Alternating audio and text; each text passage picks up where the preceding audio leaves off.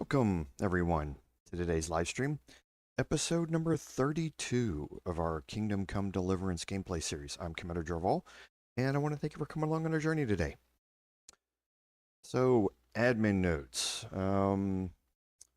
As you may or may not know, I live in the South, and this afternoon and evening we're going to have the storm come through our area. Now, there are literally hundreds of millions of people across the country who are going to be dealing with this storm.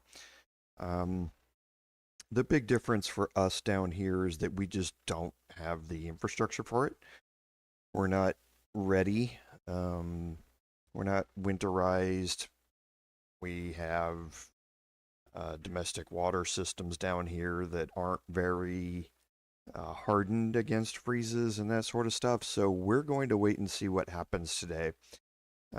I have hope that everything's going to be all right. I'm from the north, so I'm not too worried about it. But the city around me is a much different story. So we're going to be watching to see what happens today to determine whether or not we're going to have a live stream tomorrow morning. Right now, it's still scheduled to be at 8 o'clock in the morning from 8 until 11 Central Standard Time, which is GMT minus 6 right now, for the Celesta Crown of the Magister Palace of Ice DLC live stream. Still planning to do it. Nothing has dissuaded me from doing it, but if I lose power, or if some of my friends have issues and I decide to take them in, or I have issues, decide to go over there and stay with them, we're going to kind of play it by ear and see how it goes. So, like I say, for myself, not expecting anything bad, so I'm not too worried about it. Even if I lose power, it's not a big stressful thing for me. But today, this evening through Monday, we're going to be kind of watching things to see how they go. So pay attention to the post tab and my social media. If there's going to be a change in the schedule for tomorrow, I will do my best to put up a post concerning it. I'll still hopefully have cell signal. when people lose power and their internet goes down, they tend to rely on cellular networks for it all, and cellular networks tend to start going a little batty when a few million people try and access them all at the same time. So we'll kind of hopefully hope that I'll have a way to do it if I lose power, but one way or another, I'll try and let everybody know what the status is. But for now, tomorrow morning, we will be here, 8 o'clock in the morning. We're just going to be a little cold when we do it. So hope to see y'all then. So I think that's it for the admin notes. So on our recap, last week, we finished up the last of the side quests, and we got back into the Woman's Lot DLC, the Madonna of Sasau, and we have made our way back to the monastery, and there seems to be a guard outside of Johanka's rooms. So let's go ahead and jump back in here, and we'll kind of take stock of where we are.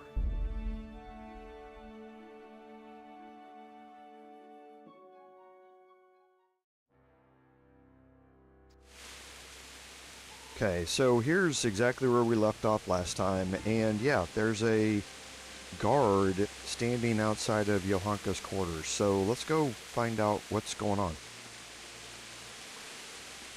There's nothing to see here. Where's Johanka? She's locked up at the rat house. Orders of the bishop. Locked up? For what? For heretical speeches. Run along now. If you want to chat about it, go and talk to that monk who smells like an apothecary shop. He's in a flap about it too. Take care. So the monk that they're talking about is obviously Brother Nicodemus. What happened to Johanka? Nothing good, I'm sorry to say.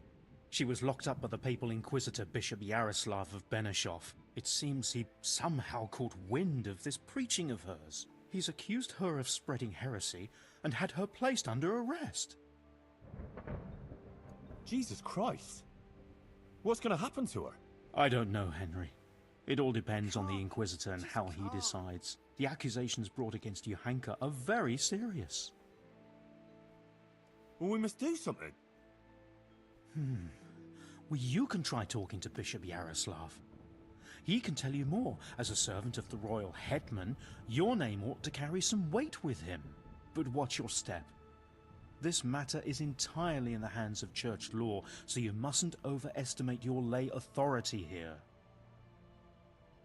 Right. I'll go and see this Bishop Yaroslav of Benishov.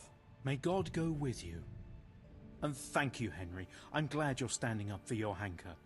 If you need anything, do come and see me.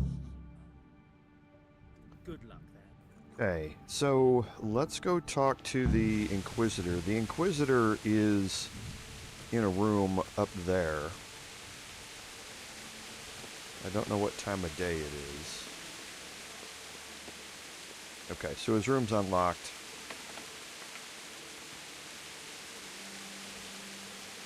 Sir, I am... Henry of Skalitz, from the garrison of the Royal Hetman, Sir Radzig Kobyla. I've heard a lot about you, my son. I'm pleased to meet you. Bishop Yaroslav? Sir?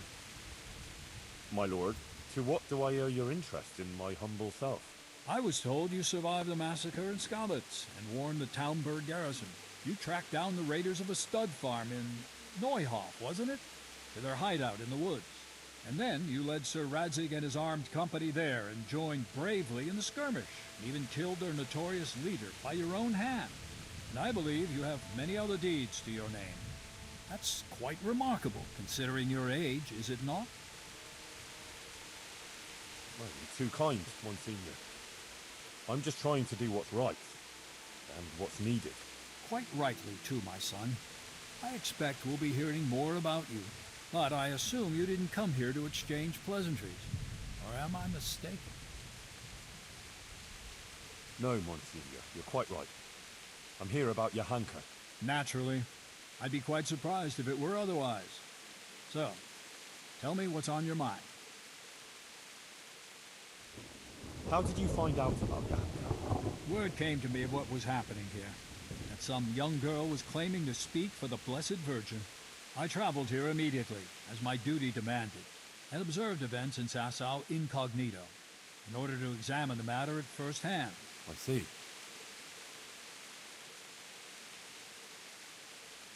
Why did you have her in prison? Because she broke the promise she made to me, and persisted in actions that bear the signs of heresy. And what will happen to Johanka now? I must weigh the gravity of her transgressions and investigate these alleged visions of hers. I consider it very improbable that she is indeed being visited by the Blessed Virgin. Nevertheless, I cannot at this time rule it out entirely. So you think it could be true? In that case, Johanka hasn't done anything wrong. It's not that straightforward. Even if her visions were real, she was at fault for interpreting them as she saw fit and preaching to the people. When will you decide, Monsignor? As soon as I am fully informed of the facts. Although it seems the matter is a little more complicated than I first thought. I will call Johanka and the witnesses, question them, and then pronounce a verdict. And will there be anyone there to defend Johanka? Do you doubt my judgment? I would never be so bold, sir. But surely it would be only just that someone should speak for Johanka about all her good deeds and so forth. Naturally, I will also question those who would speak in her defense. Since you are interceding, I expect you have someone in mind? Yes. Actually, me. As I surmised. But this matter does not directly concern you. Why should I allow you to appear before the court? And here you have a couple of checks you can make. You're not going to be able to pass the charisma check unless you're all dressed up in your charisma gear.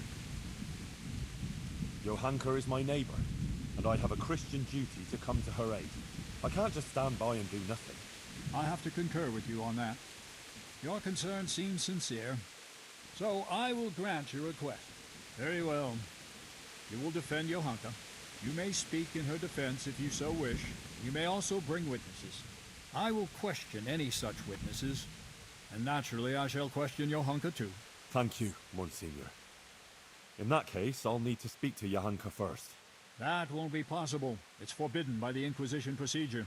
Until the entire matter is resolved, Johanka can speak only to me and no one else.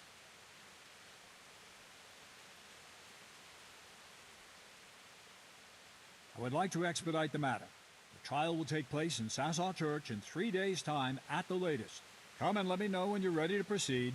In the meantime, I will continue my investigation. Very well, Monsignor. I had better get on with it then, sir. Farewell. Before you go, you know Johanka longer than anyone else.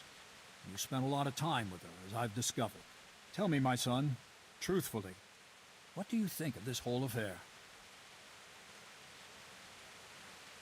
So it doesn't really matter what you do with these choices here. Well, before, in Skalitz, Johanka was sort of, well, just a simple village girl. I never imagined I'd hear her talking the way she does now. She's completely transformed. A simple village girl. I see. Do continue. Johanka is an honest girl and virtuous. She's a good Christian who attends church and thinks of others. Good. Please continue. She's worried about Matthias.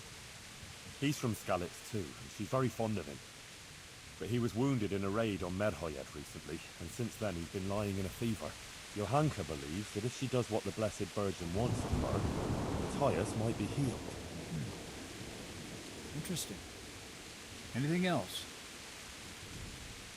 About the Virgin Mary. I believe the Virgin does visit her. Johanka is honest. She wouldn't lie about such a thing, and the things she says sound truthful and compelling. It really does seem like a heavenly revelation. Who else could it be from?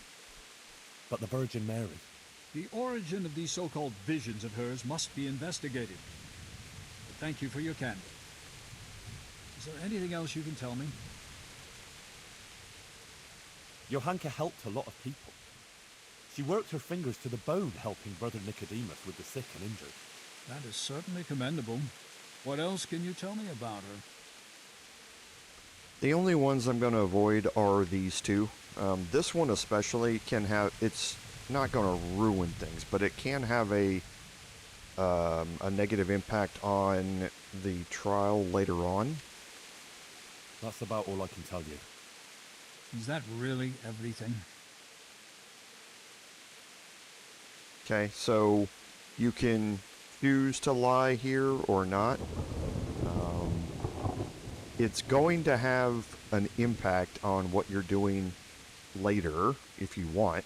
Not quite. Please forgive me.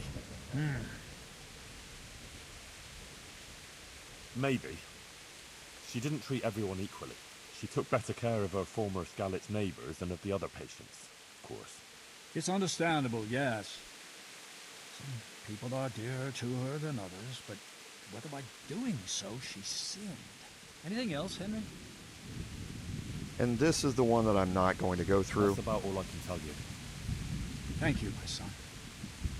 One more thing before you go.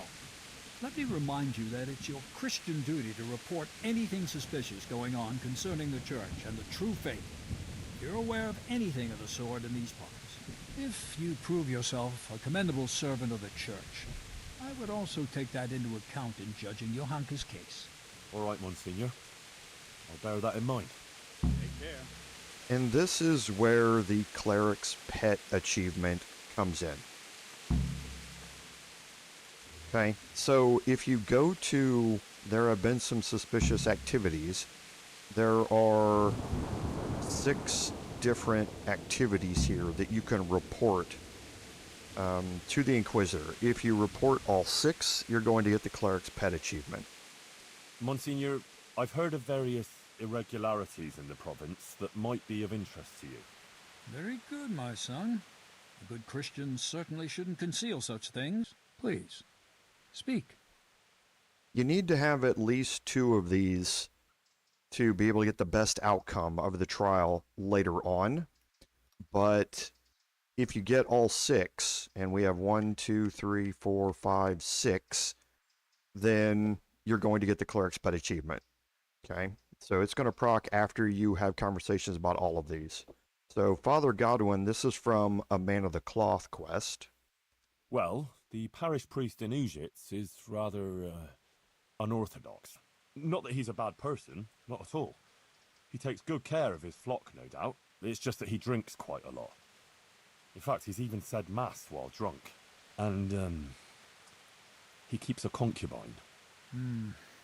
That distresses me. All the more so because what you describe isn't at all unique amongst the clergy. Thank you for telling me, Henry.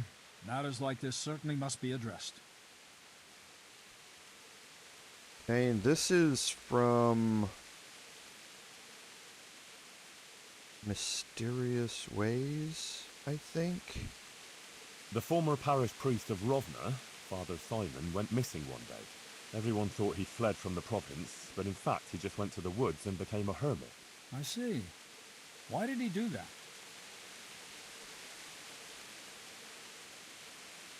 I can't remember how we played it out. I couldn't tell you. That's a pity. Well, I'm glad you told me about him. This is from the quest of the same name, the Waldensians. There were Valdensians hiding in Ujits. Really? And how did you find out about it? Sir Hanush sent me to help the vicar track them down and catch them. So, Sir Hanush had an interest in finding them?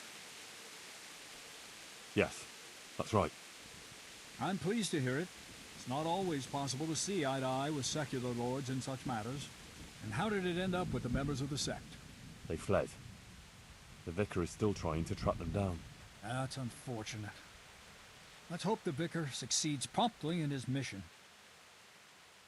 Okay, the Ushits women their magic ointments from Playing with the Devil quest, I think. Some women in Ujits went to the herbalist for magic ointment. Then they went to the woods, smeared this ointment on themselves, and engaged in all sorts of incantations and spells. What? Witchcraft? God have mercy.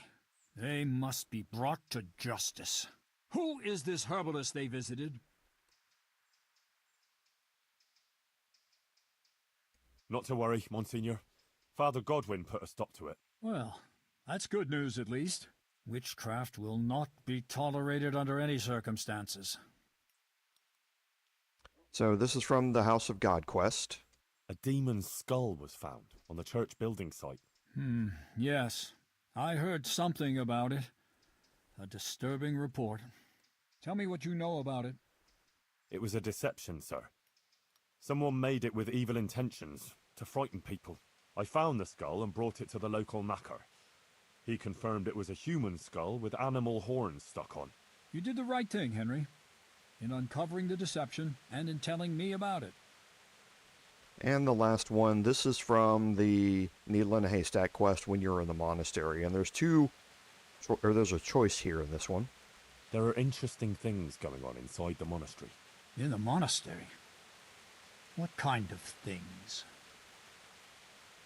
Okay, so the intrigues over the election of the abbot, if you make this choice, you're going to have to remember one of the novices' names during that quest. If you don't remember the novices' names, then you want to pick the circaders or drinking here. Doesn't matter which one you pick, either one is going to be fine. The cicadas get drunk on wine and play dice in the monastery cellars at night.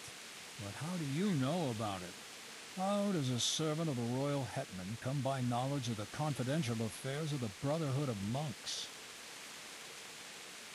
Okay, and here we go. We're going to have to do this here. I caught wind of it. I heard it from a novice that the brothers were sending out at night to buy wine for them. I see. And what was the name of this novice? So in either way, you have to pick one. Now, we know that Lucas was one of them. Lucas. There is a novice of that name at the monastery. I shall have to speak to the prior about these matters. Thank you for bringing this to my attention. If you've nothing else to tell me, you may leave. That's all, Monsignor. All right, Henry. Thank you. And I hope you're not keeping anything from me. Okay, and that is going to proc the Cleric's Pet achievement. Take care.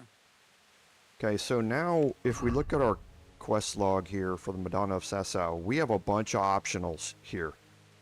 And we need to do all of these optionals to be able to get the Angel of Mercy achievement, which goes along with this. And part of these are going to go back to what we did in our last section of this quest when we picked up something from Father Godwin, the manuscript that we were given. So let's go talk to Nicodemus.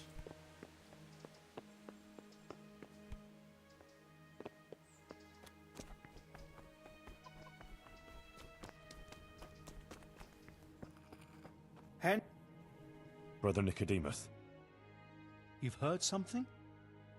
the Inquisitor has decided that Johanka will be tried, but he's agreed that I can defend her. That's really quite unusual. It must mean he hasn't come to a clear conclusion yet. Yes. I'll get her out of it. I'm afraid it may not be that easy. The thing is, I expect Johanka will say the same things before the court that she's been preaching. What are you saying? Well, I've been thinking about what she's been saying, and it seems to me her preaching has a certain progression. Are you acquainted with the notion of the three orders of man? Not really, no. It's like this. It's said that everyone has their God-given place and purpose on earth. Laboratores, oratores, and bellatores.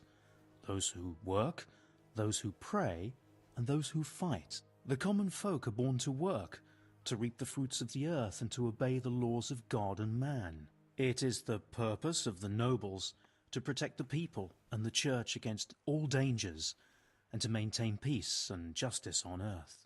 And the church in turn has the task of caring for the spiritual welfare of all, ensuring the salvation of their souls and bringing solace to the people in times of hardship so that they can endure their earthly trials and enter the kingdom of heaven. But what's all that got to do with Johanka? Well, I noticed in her first sermon she primarily addressed the concerns of the common folk, and in the second, she criticized the nobility. Ah. So you think she might start talking about the church? Yes, I'm afraid she might.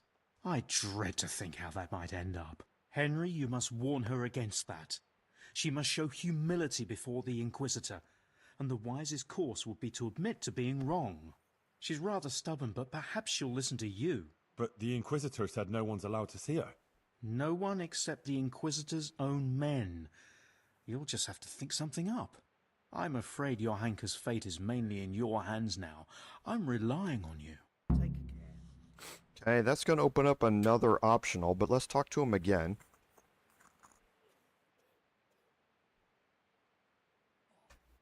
And ask for his testimony. Witnesses can be summoned for Johanka's trial. So I wanted to ask you if you'd give a testimony. Maybe some learned speech in her defense? I'd be glad to do it. Johanka deserves my help. Such testimonies could carry a lot of weight. You should try and get as many as you can.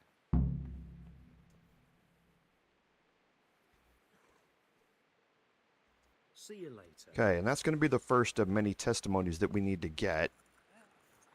The next one, going to be here somewhere. There she is. Adela, the Inquisitor is going to try Johanka in court. Oh, Lord. I hope she's acquitted. I was absolutely devastated when they took her away. I need people to speak in her defense, and I'd like to ask you to do it. I don't want to go there. Really. I'm afraid of that Inquisitor. But you helped me, and so did Johanka. It's only right that I should try and help her. But what am I supposed to say there? I'm just a simple village girl. I don't know anything about these things. That doesn't matter. You just be yourself. It should be enough to talk about all the good Johanka does here, and how she helps others. I'll send for you if you're needed. All right. Thanks a lot. So that's only available if you recruited her to work in the monastery, which is why we did that when we talked to her during the last chapter. So now we need to go back into town. Yeah.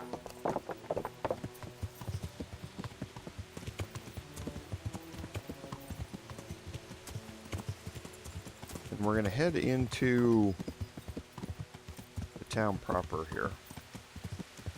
Yeah.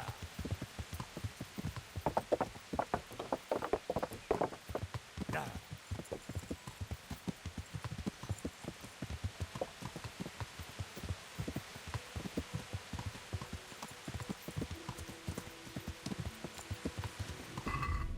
Okay, and we can try and get Guta's testimony here, and hers is A. It should be over here just on our left.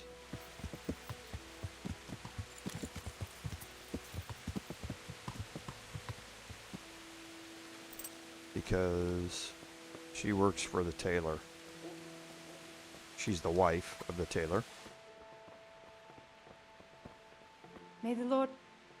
Well, how did it go with that husband of mine? Well, we sat down and talked, and in the end, I talked him out of playing dice.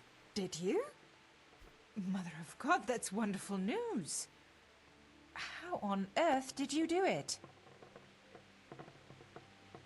Look here, I'll tell you what happened, but you mustn't breathe a word of it. All right. Ambrose got really drunk. I took his money, and in the morning, I told him he'd lost it all at dice. He took it really hard, and he promised he'd never gamble again. Uh-huh. Well, if you think he really means it. And what about the money? Did you give it back to him? Yeah, I gave it back to him so he can buy what he needs. That's wonderful. Thank you, Henry. I need your help with something. I'm sure you've heard. Johanka was locked up by the Inquisitor. Who hasn't? The whole of Sasau is talking about it. And the Inquisitor was asking around about her. I'd like to ask you to appear before the court and say something in Johanka's defense. I can't say I'm keen on going there. But Johanka helped me. And you did too. I think it's only right that someone should say something good about her. Ah, thanks, Guta. I appreciate it. I'll send for you when it's time. Okay. Now, we did help one other person during all of that. And I'm going to go a little bit back and forth here just because I want to get all of the quote-unquote good people here.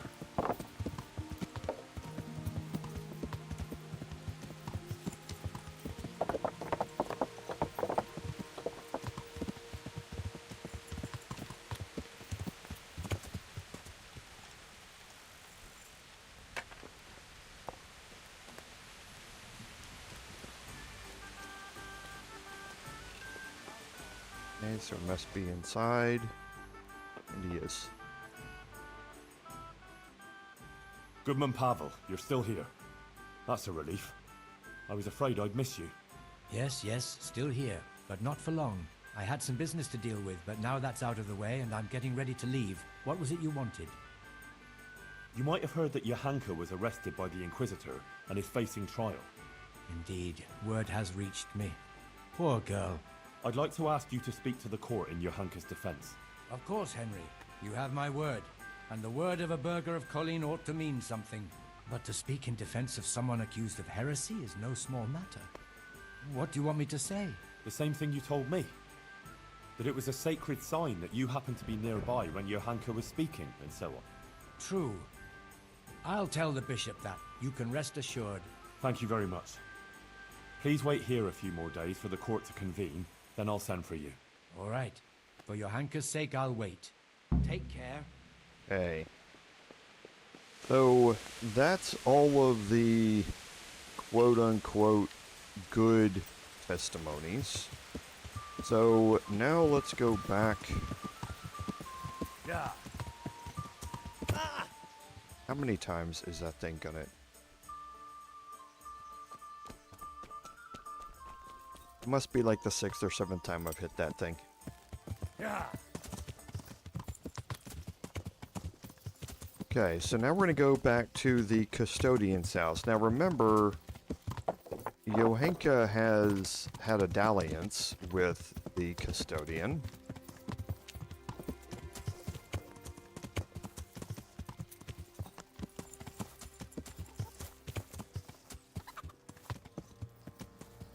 Henry, I'm glad you came. So I'm going to drop a save before I go in there, because honestly I can't remember which of these selections in here I need to deal with. That's the scribe. Here he is. I need something from you, sir. I suppose you heard that Johanka was locked up by the Inquisitor and is facing charges of heresy. I did, and it's most disturbing news. What you might not know is that he's agreed that I can defend her at the trial. You? Do you even know what to say? Sure I know. It'll turn out just fine. Trust me. But I need you to testify at the court. In Johanka's defense, of course. Naturally. You don't think I could just sit here and do nothing? Besides, the bishop has already insisted that I appear before the court. Oh. All right. One moment. I apologize if I was a little hasty. This whole affair has left me anxious. I appreciate that you want to defend her. However, I don't think it would have any effect. No offense, but I don't think you'll be able to achieve anything in court. I'm afraid the Inquisitor will judge as he sees fit, whatever anyone says. But I have an idea how you could help. Oh? How's that? Flee. With Johanka, of course.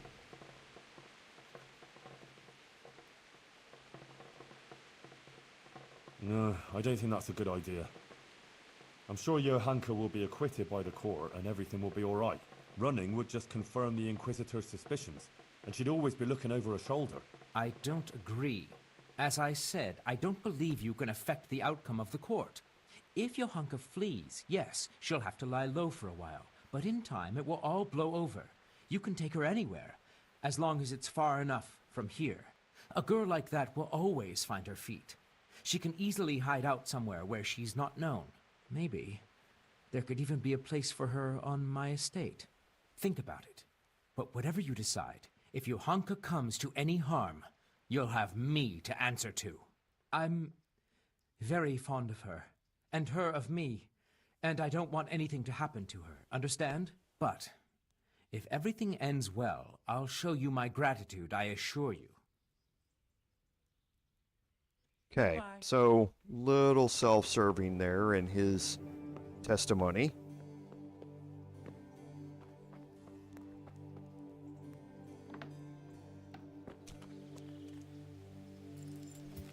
Okay, and now we're gonna go back into town.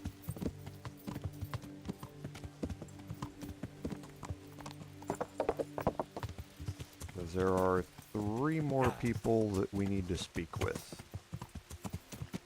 One of which we're not supposed to speak with.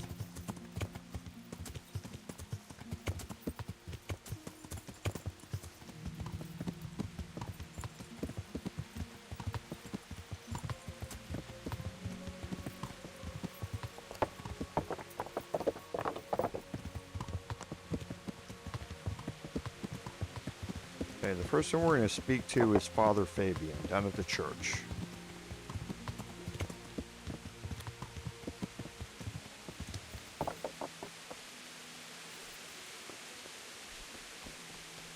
Jesus!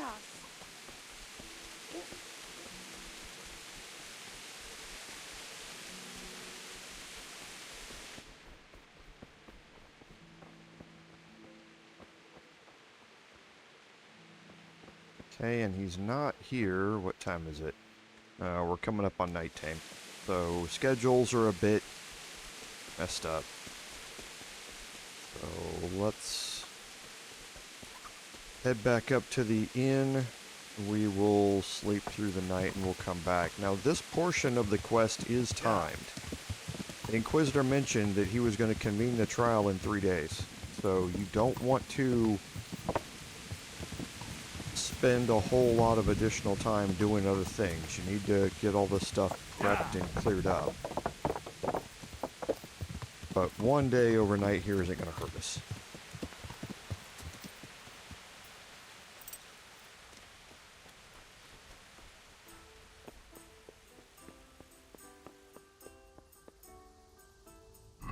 How many Savior Schnapps do I have? I've got enough. And I'm going to drop off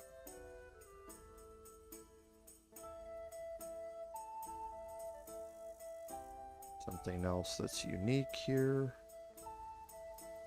There you go. And let's sleep through the night.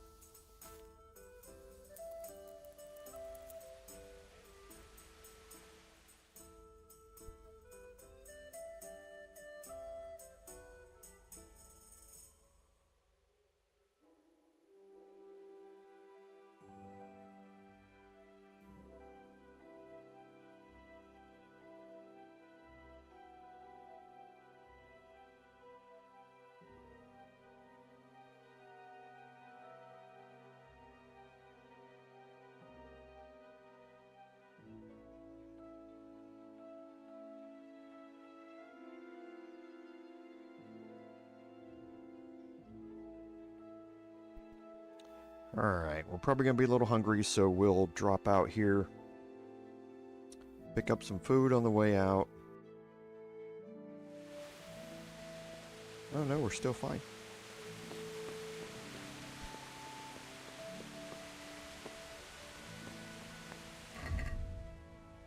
Oh, we're still good on nourishment.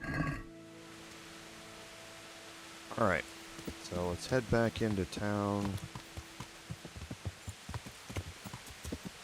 Yeah.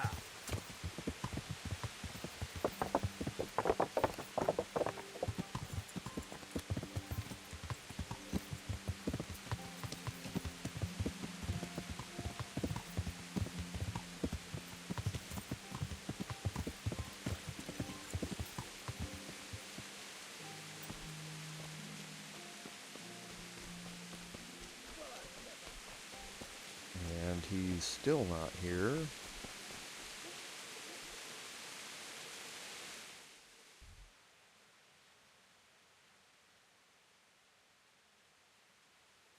Okay, he's walking in. He must be having... That's the bailiff.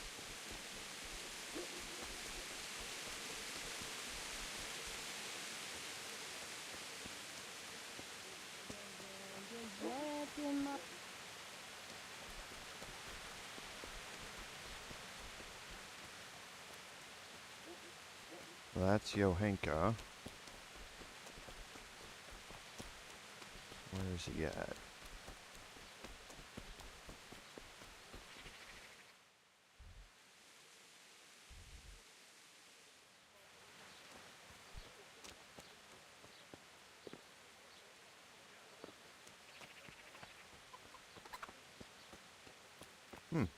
Interesting. I don't think I've ever seen him here before. Father, the Inquisitor has had Johanka thrown in jail. I know, son. He's planning a hearing. Rightly so. It's about time this whole matter was dealt with. What do you think about it then? As I say, it's a good thing that the matter is being investigated. The things Johanka has been preaching are, to say the least, disturbing. Who knows what these dreams are that she speaks of? And her words are only putting ideas in people's heads and leading them astray. Now, instead of going to church, as they should, they go to her in the false belief that they will find solace. It's creating a chasm between the people and the church, and leading them away from the true teaching left to us by Christ. They're misguided and swamped in heretical ideas. But Johanka is only saying what the Virgin Mary has told her. What can be wrong with that? And how do you know the Virgin is really talking to her? Well, I believe she's telling the truth. Ah, but you can't be sure, can you? Do you really think a girl from the stable knows God's teaching better than the church? Better than the generations of church fathers and learned scholars since the time of Christ, who have studied the sacred scriptures and their correct interpretation? With all the evil that's already going on in this province, the last thing people need is a false prophet.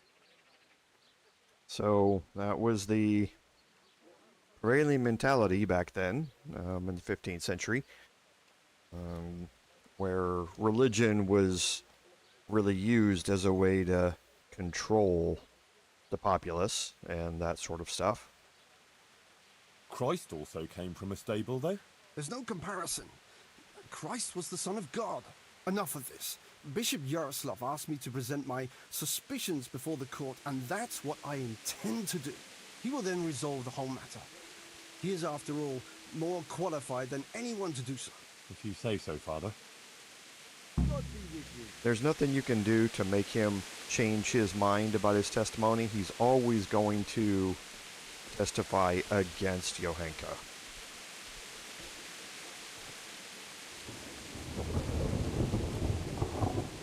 Now we do need to go talk to the bailiff.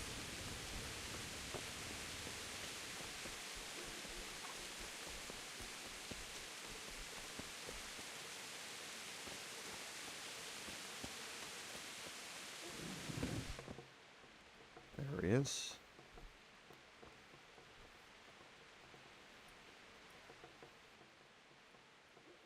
Master Bailiff, Inquisitor Yaroslav is going to try Johanka. I know. He was here asking questions, too. Oh? What did he want to know? Various things.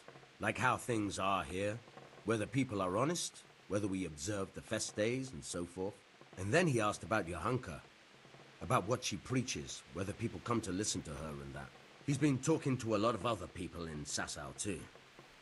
I even heard that Katra, the swordsmith's wife, invited him to dine with them. That's interesting. Thanks for telling me. Was he just asking questions, or does he want you to testify before the court? Yes, he did ask me to testify, and I'm none too happy about it. I see. And what are you going to say about her? It depends what I'm asked, but there's not much I can say. I don't know Johanka very well. She seems virtuous and self-sacrificing to me. She's never done anything wrong, and no one here ever had a cross word to say about her. Until recently. Maybe some gossip about her and Sir Sebastian. But I've heard similar talk about half the women folk here. Now that's just idle gossip. Johanka is a virtuous girl. True. But then there's that preaching of hers. Folk have been falling out. They're split according to whether they believe Johanka or not. I don't know quite what to think of it myself. But I don't want to jump to conclusions. I'll wait and see what the learned bishop has to say. Don't try and bribe him. You won't get the best ending if you do. Thank you for speaking openly, Master Bailiff. May the Lord watch over you. He gave us a new optional, which is to go talk to Katra. Now, Katra is the swordsmith's wife.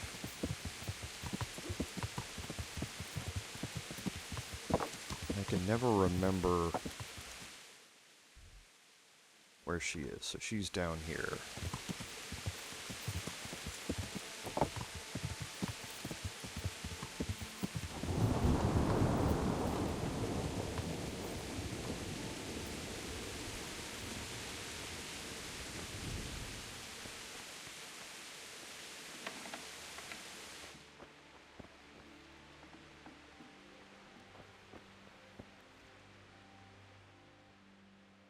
I'm here about Johanka.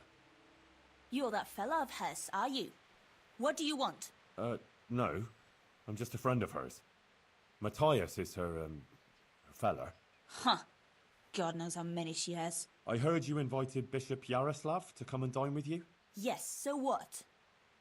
Bishop Yaroslav is an esteemed visitor to Sasau, and it's only fitting he should be suitably hosted by devout burghers. And what did you talk about? What we discussed with the Monsignor is none of your business.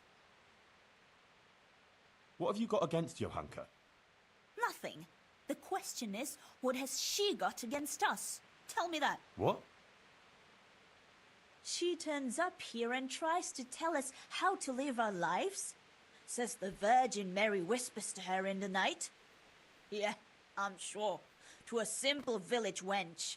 I'd like to know who's really putting those ideas in her head. She's just getting people all worked up. Men, especially. Coming around here with her nonsense. Sasau is a decent, orderly place, I'll have you know. We don't want any trouble here. All this talk about hellfire and the end of the world. God have mercy. No one is interested in what she has to say. All they want is some spectacle. She ought to have thought twice before she started. Not that she wasn't warned. What do you mean, warned? As I said, she was told. Hey, now we have a couple of options here. Only the intimidation's going to work. Damn it, woman, tell me what you meant by that. I didn't mean anything by it. Out with it! If you must know, some of the fellas went to have it out with her and tell her to stop. No one wants her speeches here. But would she listen? No. The devil possessed her to bring harm to us. So it was you who sent those men? All I wanted was to protect the Sasau folk against her poisonous tongue. And I'll do just that. The Monsignor asked me to testify in court. And I'll tell everything I know there. And I'll do likewise. Farewell. Go. May the Lord watch So over you. again, she was never going to speak in Johanka's defense. And now we need to go talk to Johanka herself. Yeah. And she's in jail. And we need to get into the jail. Now there are two ways to do this.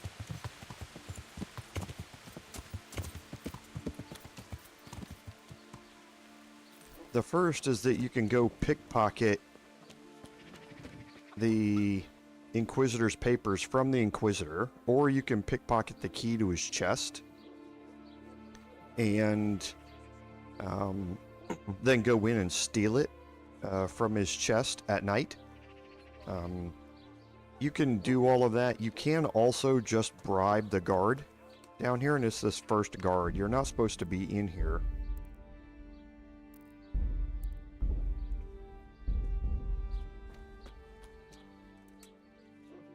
Hey, clear off. No one's allowed to talk to Johanka. Bishop Yaroslav's orders.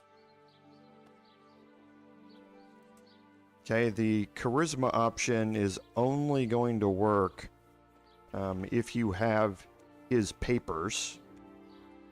I'm sure the bishop wouldn't mind if you had to go and answer a call of nature. And if it were a nice long call, there'd be a few groschen in it for you. Don't even try it. I'm warning you. Come on now. Just between the two of us. Johanka is my friend. She has no one else but me. The Inquisitor will surely take her away, and I'll never see her again. I just want to say goodbye to her before she disappears forever. What would you do in my place? Well, since you put it that way, but I'd be taking a big risk, disobeying the bishop's orders. You'd have my head for it. Of course. I wouldn't expect you to put yourself at risk without a reward. And we're just going to give him all of it. You can haggle if you want. I've got 137,000 groschen. All right, go on then, but make it quick, eh? For sure. Thanks a lot. I owe you. God be with you. Now we need to talk to Johanka here. Johanka, are you alright? Yes, Henry. I'm fine. I'm glad to see you. I spoke to the Inquisitor. He wants to put you on trial. I know. It's all in God's hands now. No, it's not. I mean, it is, of course. But the bishop has allowed me to defend you. You want to defend me? Thank you. Henry, that's very kind of you. But you needn't bother.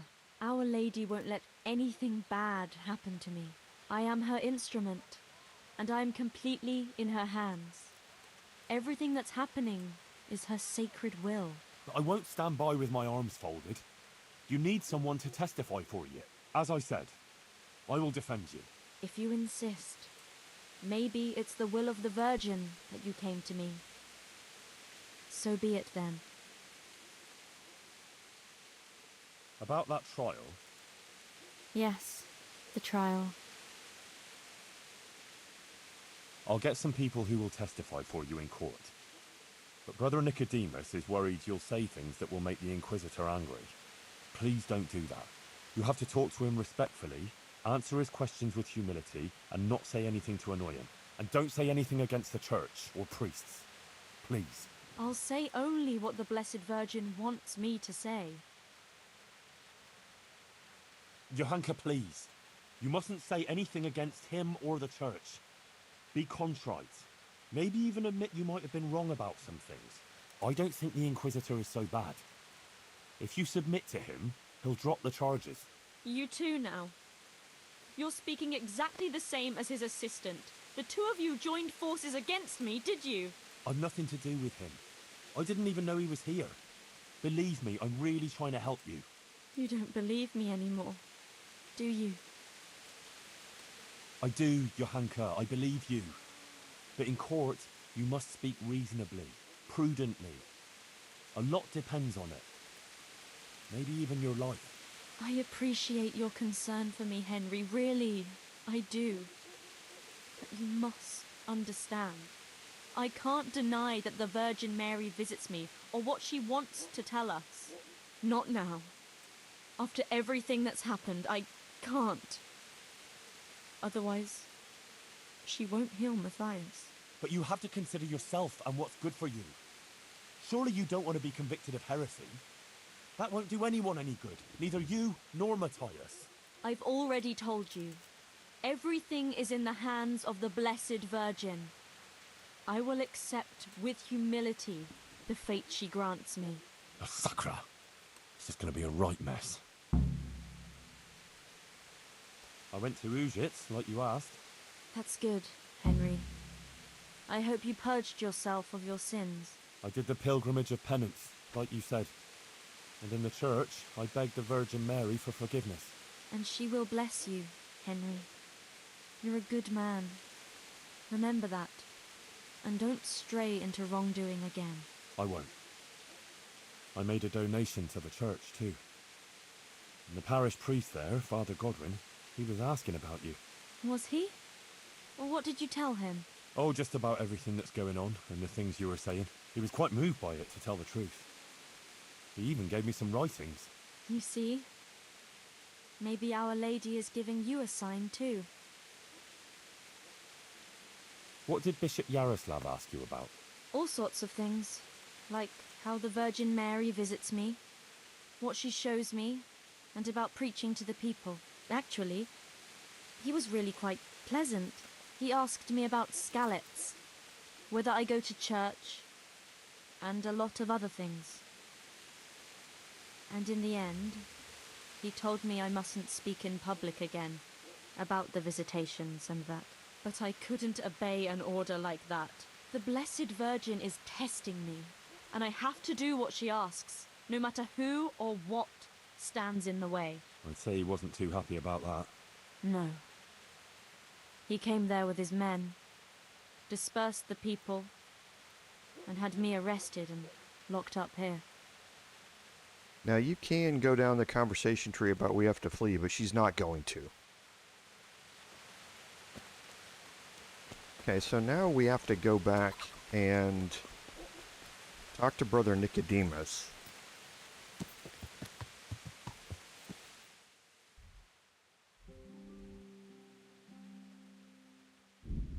About what Johanka said.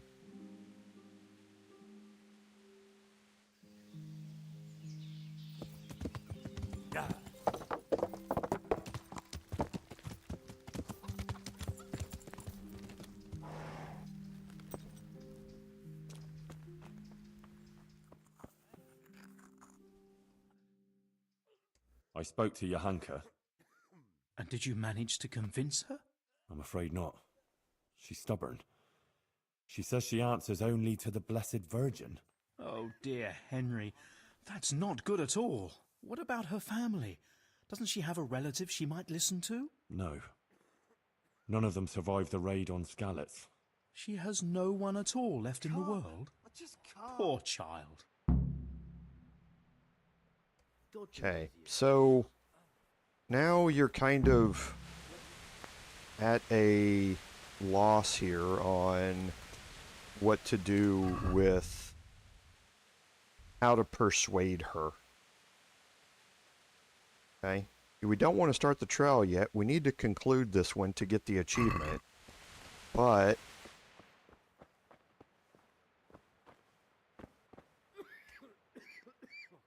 Matthias? You're better. Henry? Is it you? Yes, it's me.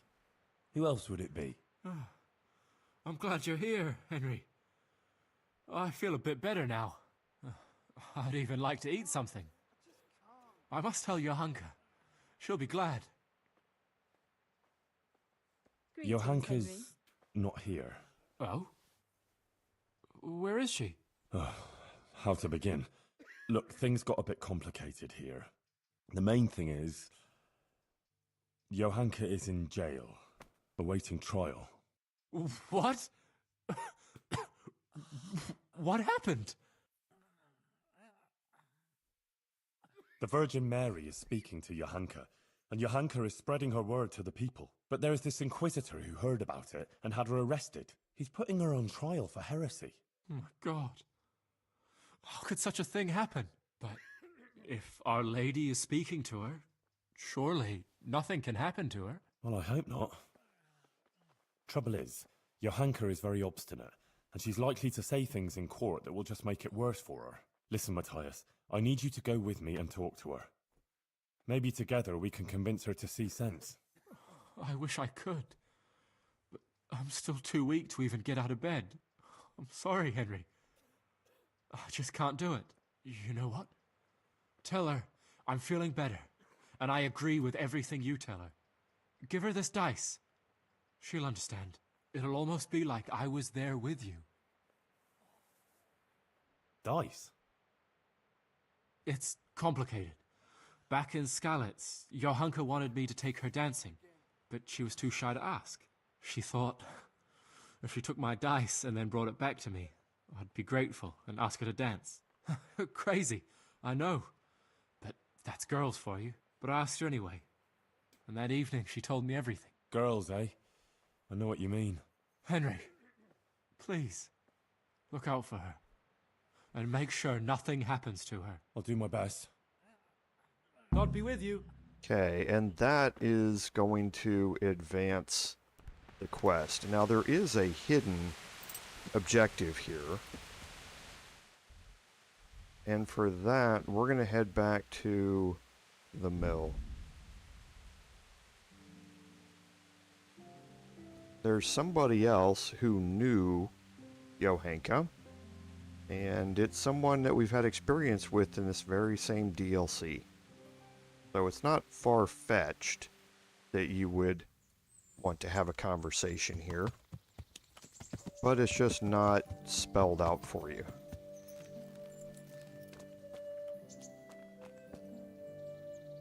What's that stink? It's not you, is it? Might as well get my clothes repaired. I've got something that needs stitching up. Could you do it for me? All right. I can't have you walking around in torn rags, can I? Show it here. Oh, Henry of Skalitz, the glorious victor of the Rat-Eye tourney. Teresa, I need your help. It's about Johanka. What is it, Hal? She's being visited by the Virgin Mary, and then preaching to the people about it. But this inquisitor caught wind of it. He arrested her, and she's facing trial. Oh my God. I need to talk Johanka into speaking to the court with humility, and not angering the inquisitor, but she won't listen. Can you think of anything that might change her mind? I don't know, Henry. I've never come across anything like this before. I hope nothing happens to Johanka. I'll make sure nothing happens to her. But I need your help. Well, she always was stubborn and opinionated. Maybe Matthias could help. Johanka was always very fond of him. But Matthias fled to Merhoyed, and he was wounded in a raid by bandits there. He's been in bad shape ever since. Johanka had him taken to the infirmary in Sasau, where she could take care of him. He's lying there still. God, I hope he gets better. Don't worry, he will, I'm sure. He's a lot better now. I even spoke to him. He gave me some dice for Johanka, whatever that's all about. That dice has a history for the two of them. But I'll tell you some other time. Give it to her. It'll certainly raise her spirits. Thanks, Teresa. Just make sure nothing happens to Johanka, please. And tell her I'll pray for her. And for Matthias, that he gets better. Okay. And now we need to head back and follow the quest marker here to give Johanka the dice. So let's head back to Sasau.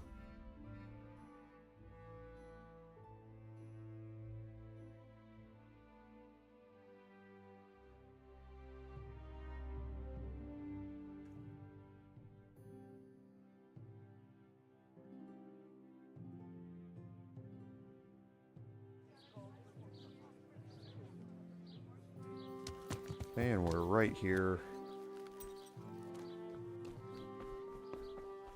Go see what she has to say.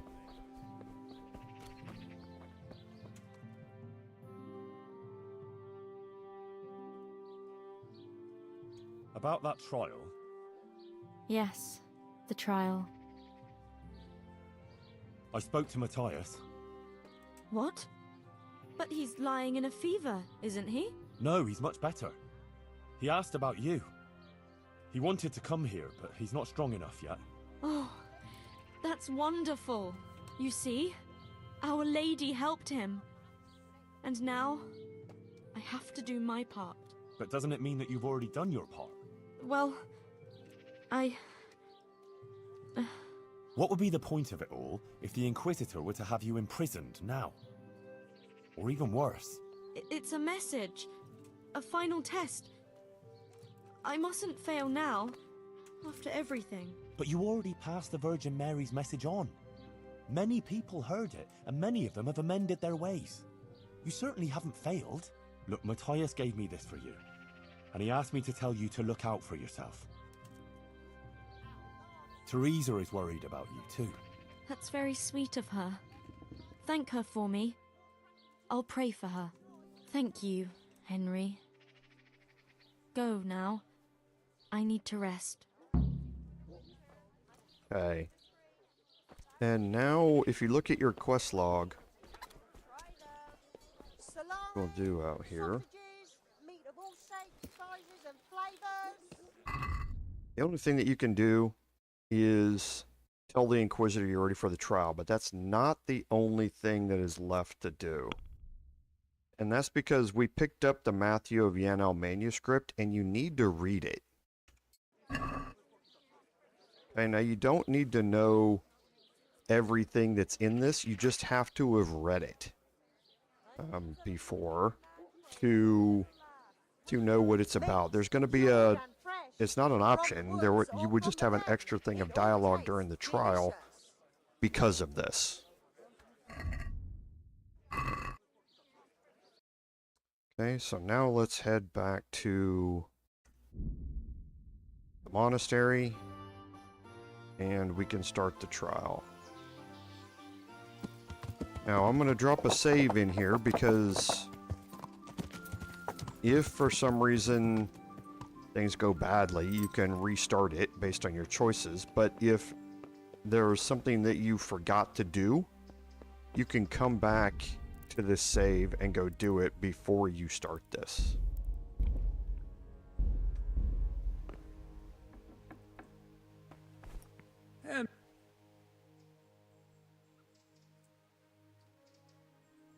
I'm ready, Monsignor. Excellent. I have also completed my investigation. We may commence then with the proceedings? Yes. Good.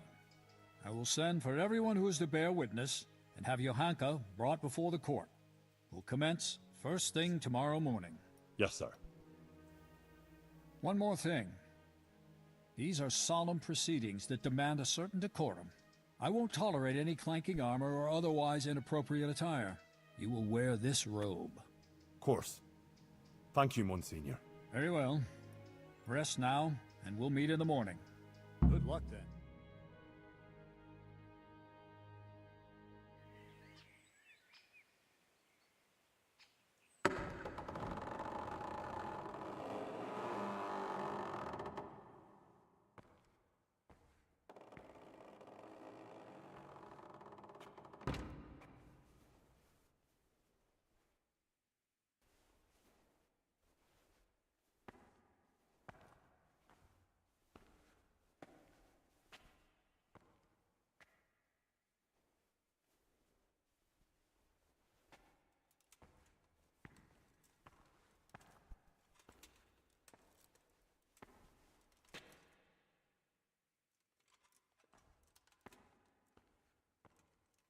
Let us begin.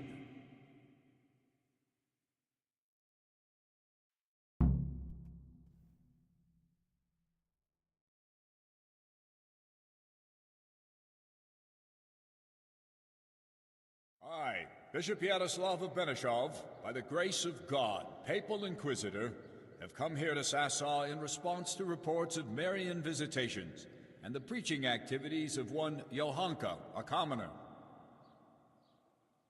And I have found, indeed, that by her arbitrary words she's been leading good people astray and encouraging their rebellion against their betters. Furthermore, Johanka has attempted to usurp the glory that belongs alone to Holy Mother Church, and to appoint herself as an intermediary of the wisdom and grace of Almighty God. This does not behove any lay person, and certainly not a woman. It is therefore necessary to remedy her transgressions, and to investigate the extent and the basis of her misguidance. Or, as the case may be, heresy. Henry of Skalitz has elected to appear here in Johanka's defense, and his wish has been allowed. Anyone who elects to speak here does so before God, and shall be bound by a most sacred oath, to speak only the truth. I will first hear the testimony of Father Fabian, who sent me word of this matter, and who should best know what deeds are done in his parish. Now, during this, you don't want to stay silent. You always want to try and persuade people. Father Fabian, will you tell us what Johanka has been proclaiming? Johanka claims that she has received visitations from Our Lady, the Holy Mother of God, who speaks to her in the night. It is an outrageous claim that I hold to be entirely untrue. And did Johanka come forward to ask your advice regarding these alleged apparitions? She did not. Instead, she took it upon herself to spread her supposed wisdom to the people. And prior to this, did Johanka attend church? Did you see her at your sermons, Father? I did not, Monsignor. What's more, the parish priest of Skalitz is staying at my presbytery just now. Johanka knows him well enough, but she didn't come to see even him. I believe Johanka is deliberately avoiding the church. Instead, she meets her followers secretly in the woods and preaches to them. Either she made everything up, or the devil himself is whispering in her ear.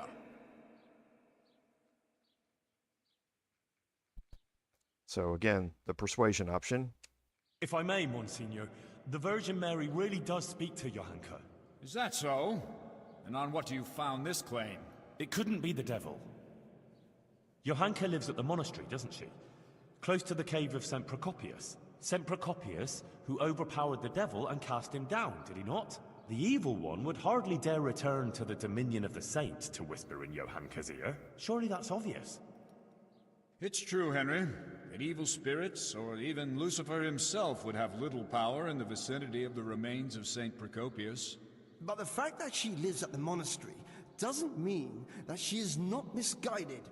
What's more, She is an interloper there herself, who would not even be tolerated if it weren't for Brother Nicodemus. Yes, Father. I am aware of the impropriety of her presence in the monastery grounds. But in this, I must concur with Henry. Monsignor, would you please hear the testimony of the respected burgher Pavel of Kolin? He will testify that Johanka isn't making anything up. Well, I'm very curious what this Pavel will tell us. Call Pavel of Kolin.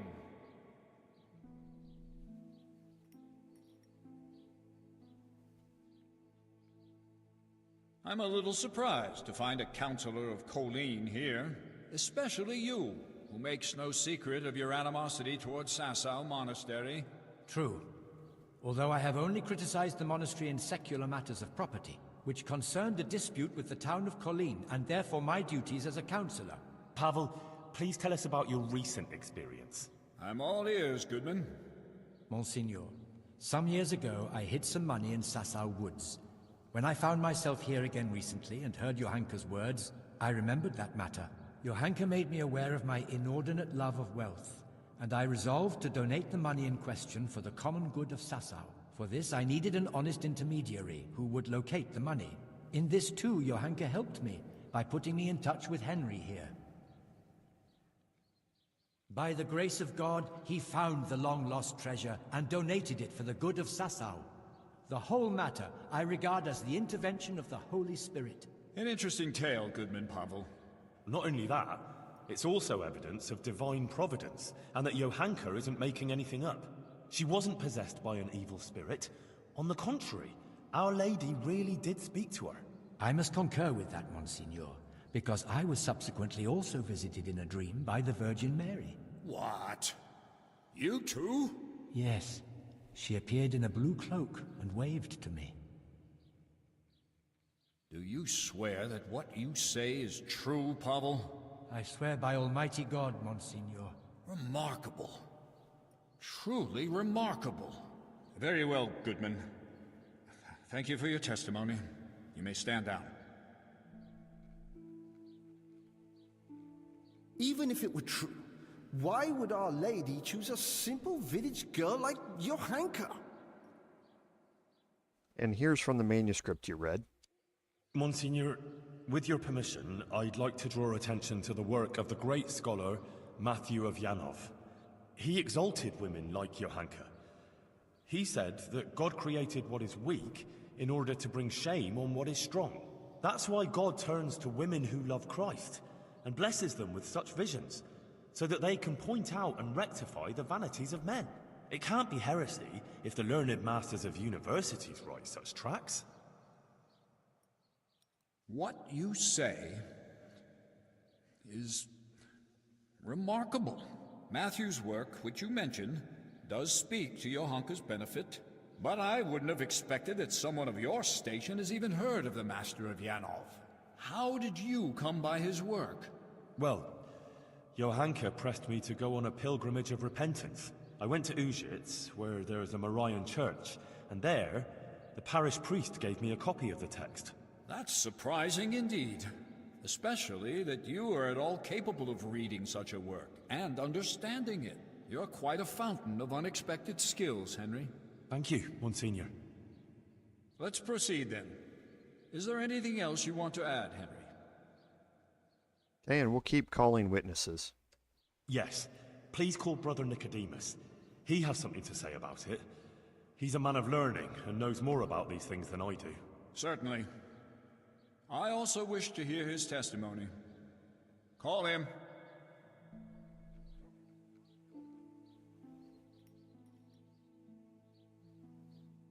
Nicodemus, for some time you were insisting that the infirmary needed extra pairs of hands.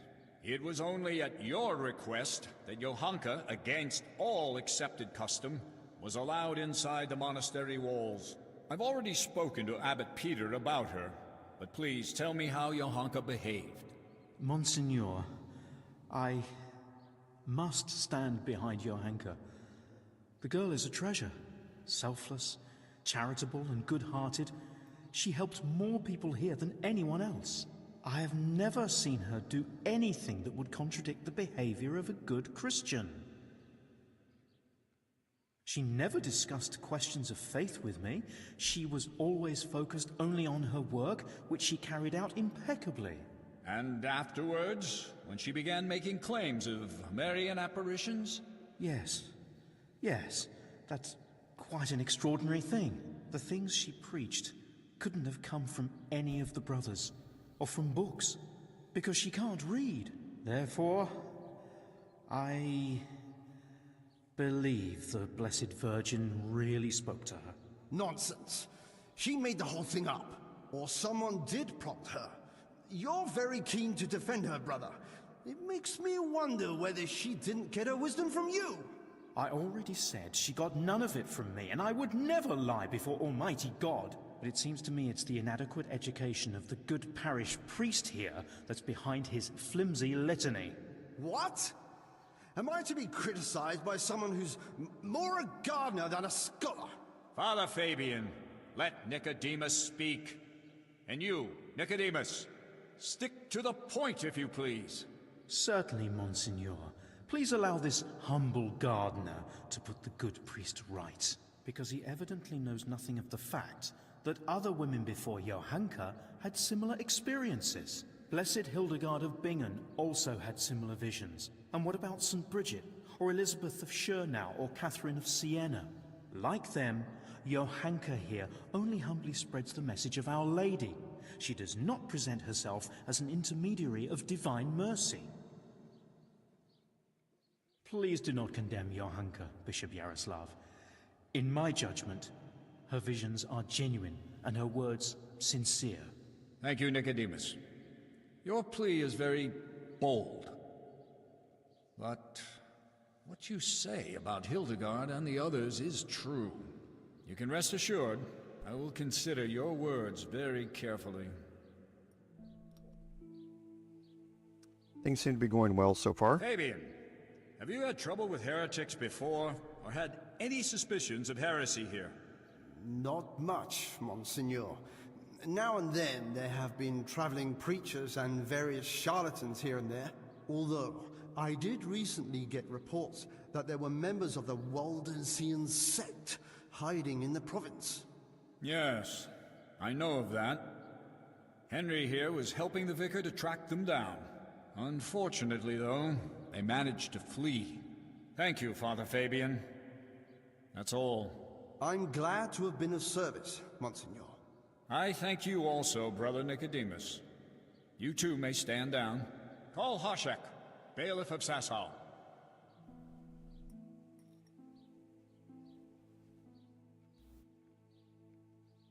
Bailiff, has there been any suspicious activity here recently? Well, there have been cumins on the rampage in the woods and on the roads, and all sorts of bands of footpads and brigands around the province. But otherwise, it's all been peaceful and quiet here, Monsignor. How reassuring. And what of Johanka, bailiff? Has she been inciting the people here? I couldn't tell you much about her. I hardly know her. She hasn't broken any laws, and folks speak well of her, for the most part. Although it's true, things have been a bit tense here, on account of her speeches. Continue. Quite a lot of people have been going to her since she started with that preaching. Some are even convinced she's a holy woman. From what I heard, they bring her small gifts or ask for her advice or blessing. Sacrilege! People coming for blessings and bringing her gifts. That has all the makings of a cult. Oh, I don't know, Monsignor. Begging your pardon, but that's overstating it a bit. But it's true. They met outside town, too, and it came to a bit of a skirmish. Nothing serious happened, though. Fellas punching each other in the mouth. If you'll excuse me, Monsieur, that happens all the time. Well, that's about all I can tell you, Monsignor. Thank you, bailiff. I will be all. And you, Henry, you've been around Johanka more than anyone. Do people come to her for blessings? Well, they come to her, yes. But I swear she never blessed anyone. But when someone comes to her, she tries to help them, like a good Christian. Henry, I'm sure you're aware that to lie here is a mortal sin and a crime. I do.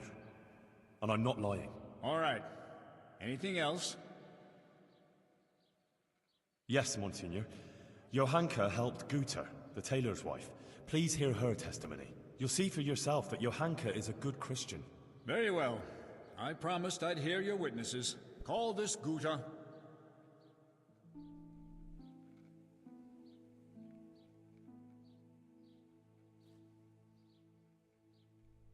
Guta, you witnessed Johanka's first sermon. What did she speak of? About how we should be virtuous and not sinful. And then you went to see Johanka, didn't you? I did, Monsignor. I wanted to ask her for help, and she did. I was praying for my husband for a long time and begging God to help him. And I believe my prayers were answered, and he sent Johanka to us. And there were others who came to her seeking help? Yes, Monsignor. There were. And that shrine, and the gifts. People brought them to Johanka so she'd help them? I couldn't tell you. But she helped me, without any of that. Didn't you bring her any gifts? Well, yes, but that was after. Just some old cloth for bandages and bed covers, so she could help others like she helped me. Every evening, I'd pray for Johanka and thank the Blessed Virgin for sending her to us. I see. Thank you. You may go. I'd like you to listen to Adela. She amended her life and doesn't live in sin anymore, all because of Johanka. Johanka helped people selflessly, not for any benefit, and Adela can testify to that. All right. Bring this Adela.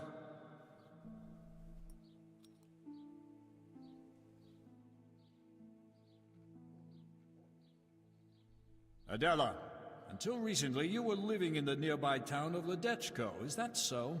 Yes. And how did you make a living there? I served at the baths, laundering and repairing clothes, and preparing the baths. Is that all? No. Sometimes I went with the fellas and pleasured them for money. But I don't do it anymore. I swear. I changed my ways on account of Johanka and Henry here, and now I lead a decent life. You're saying you simply gave up your profession? Yes. Henry convinced me, and Johanka took me in. Very well. Thank you. And since you left Ledechko, have you sinned with anyone? No, monsieur, I haven't. Good. May God give you the will to maintain your newfound virtue, Adela. And now, please answer one more question. You're living with Johanka now, yes? Tell me what she says to the people who come to her. Well, they come with all sorts of problems. Some want just advice. Some want her maybe to bless them or talk to Our Lady for them. They believe she's a holy woman. So, Johanka accepts gifts from these people and then gives them her blessing? No, it's not like that. Johanka doesn't bless anyone. And she doesn't want any gifts from anyone either. Folk just bring them. The things they bring, she gives them out to the sick and wounded. She doesn't keep anything, I swear. You swear? Yes, I swear to it all, Monsignor. I'd never lie to you. All right. You may go. Now I wish to question Katra, the swordsmith's wife. Bring her here. Almost done with the witnesses. Just a couple more, I think. Katra, you are a respected townswoman who has a good overview of what goes on in Sasau. As you told me earlier, will you tell me now what you know of Johanka and her deeds? Yes, I'll tell you everything, Monsignor. Johanka has been putting ideas into people's heads and causing chaos. What right has she to preach to us? A simple girl like that. As if we were bad people here, and she herself is a sinner. and an adulterer, a loose woman she is, who goes with anyone, and even fornicated with the custodian, Sir Sebastian.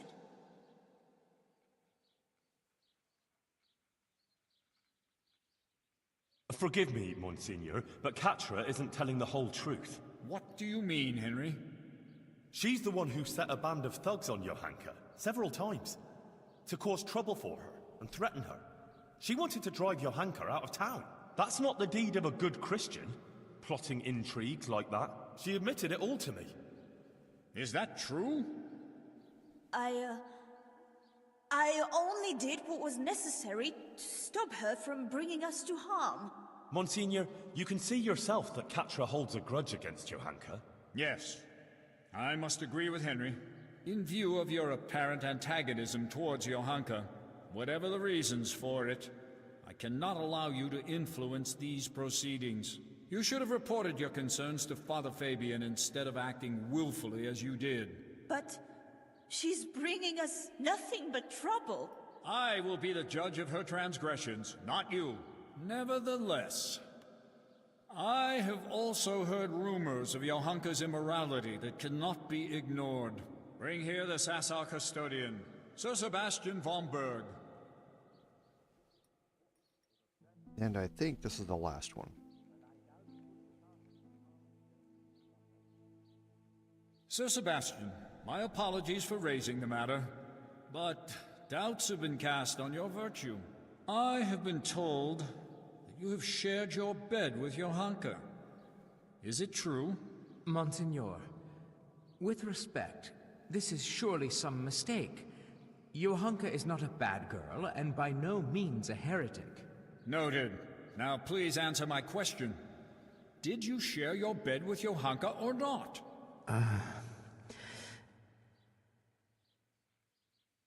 Yes, but she's not... Silence! So, Johanka not only incites rebellion against the nobles, but also seduces them into sin and immorality. Monsignor, I've known Johanka a long time, and she's a virtuous girl and a good Christian. She just needed support. It wasn't a bodily desire, but one of the soul. Consider what she went through. Her whole family slaughtered, and everyone here turned their backs on her, but for Sir Sebastian. Anyone can make a mistake, can't they? And she's sorry for her mistake. Monsignor, let's put a stop to this. It's undignified for us both. And for Johanka. She's no heretic, just a confused young girl to whom fate has been less than kind. Her confusion will pass. All it needs is for someone to explain to her the error of her ways. There's no necessity for extreme measures. Sir Sebastian, be so kind as to leave the judgment of Johanka's transgressions to me. You may go.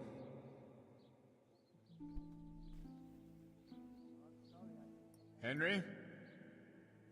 You proved yourself an exemplary and faithful servant of the Church when you drew my attention to the many iniquities that have been happening hereabouts. You've been very keen to appear here in Johanka's defense. You've said a lot about her, but please, tell me why you've been helping her all this time.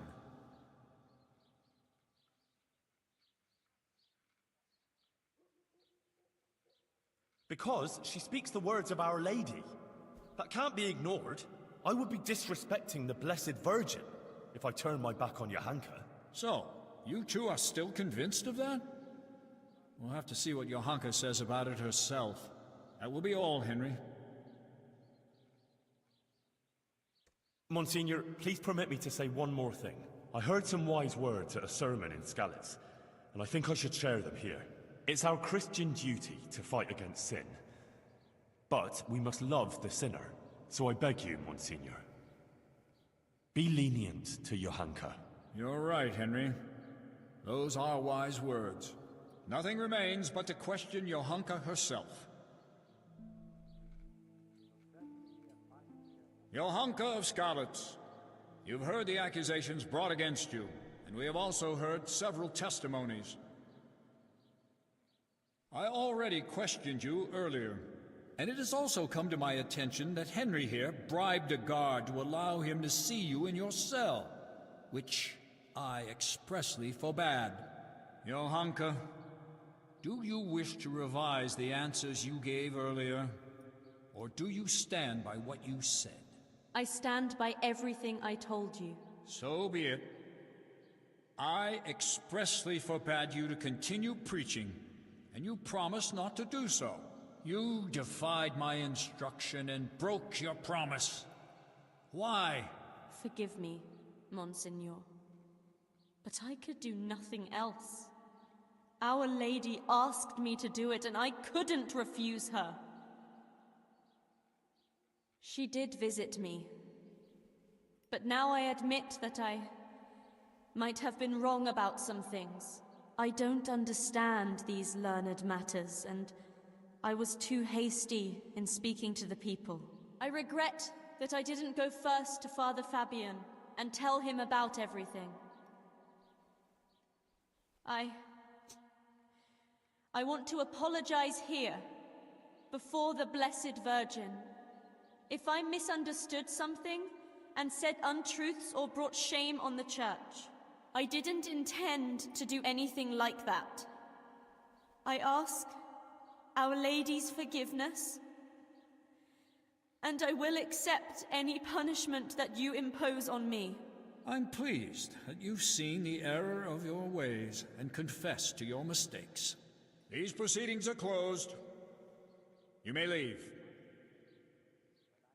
Johanka will now hear my verdict.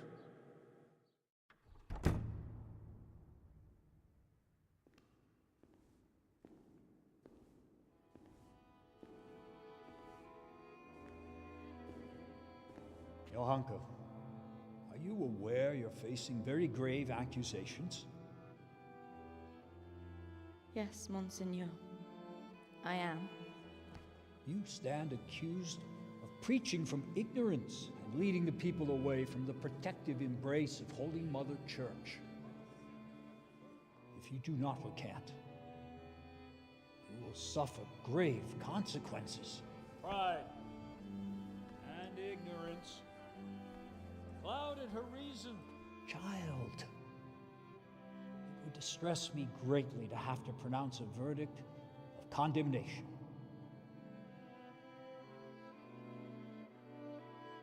Speak then. Do you recant your sermons and swear never again to preach to the people? And are you prepared to repent?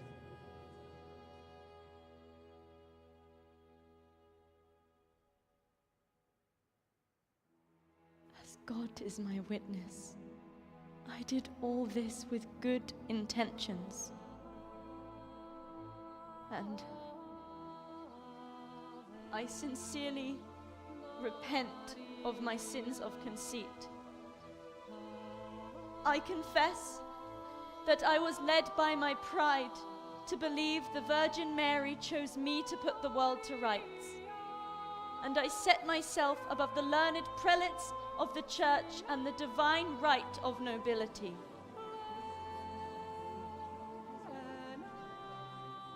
I repent my sins of pride and ask forgiveness. I will do as you command, Father. Johanka has confessed her guilt, and from this day forward shall be a good and humble Christian again. She shall no longer indulge in philosophizing, and shall, in her penitent's robe, go every day to pray at the Church of St. Martin.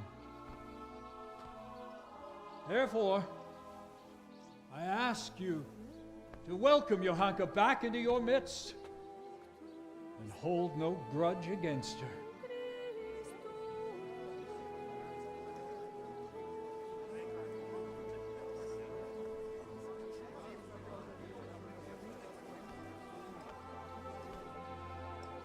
If the Virgin Mary should happen to visit you again, tell Father Fabian and he will send for me. All right? Yes, Signor. Very good.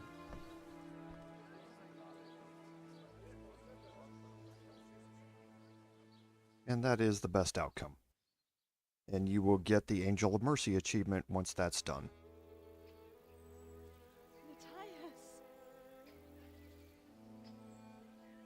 Johanka was cleared of all charges of heresy, and the Inquisitor, his job done and his verdict pronounced, left Sasau for good.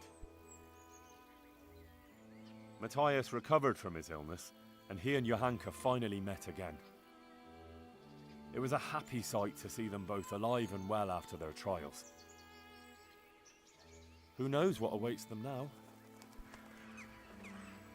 Or all of us, for that matter.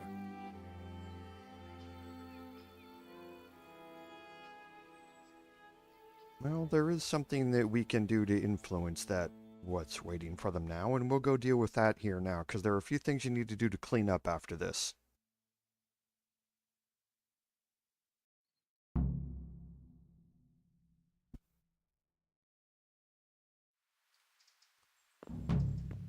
And that is going to complete the Madonna of Sasau and the Woman's Lot DLC. So now, as you can see, all we have left are the two main quest lines here. So before we do that, like I said, there are some loose ends that we need to tie up here. So the first is, let's go talk to Nicodemus. And there's Johanka, back to normal. We'll go talk to her in a second. And there's Matthias. Henry's come to see us. Let's speak to Matthias first, since he's here. How are you getting on? I can't complain. I'm glad to see you back on your feet. Yeah, thanks a lot, Henry. Johanka told me all about how you helped her. And actually, me too. It's incredible. All the things that happened. You're right there. I'm in your debt, Henry. For both of us. Ah, don't mention it, Matthias. You'd have done the same, wouldn't you? Of course I would. See? Next time I need help, I know who to come to. Anyway, what else is new? What about Johanka? Well, she has to go to St. Martin's to do penance every day. You know that's not what I'm asking about. Yeah. It's all good. Of course, she's very busy. And me too. But we'll go dancing together next time there's some feet here. That is, I'd like to. She would too, but she's a bit ashamed. Why? On account of the preaching, and the court and everything. She's worried about being among people. Ah, I see. Well, that'll pass with time, believe me. It took me and Teresa a while to get somewhere too. Sometimes I feel like it's been a whole year. Like you say, time will probably fix it. So what will you do now, Matthias? Or the two of you? I wish I knew, Henry. For now, I'll work in the monastery grounds. Maybe even on the construction, until they throw us out. They don't want to let you stay here? Well, it seems the abbot isn't happy about so many lay people right outside the monastery walls. Nicodemus is trying to put a word in for us. And for Adela, too. But the abbot can be very obstinate. He wasn't happy about Johanka being here at all. And then, with all that happened after. I see. So what will you do if you have to leave? I really don't know. We'll stay until harvest, at least. There'll be plenty of work, and then we'll see. Maybe we can find jobs somewhere around here. But more likely we'll go away to other parts. If we can save some money. I don't know where, though. Here we know a place where they can go. Well, I might have something for you. Sir Divish appointed me bailiff of Pribyslavitz. After you finish with the harvests, the two of you could go there. There'll be lots of work there for a clever pair like you. Jesus, Henry. You've really come up in the world. That would be great. Thanks. We'll go there, right after harvest. It's good to know we'll have a place for the winter. I won't forget you for this, Henry. And for everything you've done. Now, if you do let him go, he's going to walk outside. He's going to go over and he's going to work the fields over there. You can find him in the farming area outside of the monastery.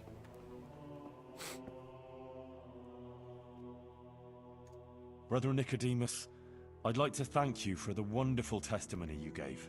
You're the one who deserves thanks, Henry. I feared the worst, And for all my prayers, I never even dared hope for such an outcome. I could hardly believe it at first. I was very fearful for Johanka. It didn't look good at all for her, facing such accusations. And you did an excellent job, Henry. It's largely due to you that everything turned out as it did. Thanks for defending her, Henry. There's few people who could have done it so well. Recently I found an interesting volume in the monastery library and made a copy from it in secret. It's just a few lines, but maybe you'll find it useful. Thanks. Do you still think the Virgin Mary's visitations were real? Yes, I think they were. Even if she didn't interpret the message quite correctly, we were certainly witness to something extraordinary. Okay, and we received the chamomile brew recipe. So if you read that, it's going to add the recipe for the chamomile brew to your alchemy. Now, that is basically a big health booster potion. It increases your max health. So you can take some marigold decoctions to get your health up to get a good boost out of it. So if you're going into heavy combat or something, it's good to have a couple on you. Johanka? Henry, I'm still muddled from all that happened, but I want to thank you for standing by me. You've done more for me than anyone else I know. You don't have to thank me. I only did what I consider right. I'm still grateful, though. I'm in your debt. God be with you. Okay, and now there's one more stop we need to make in the monastery here. Yeah.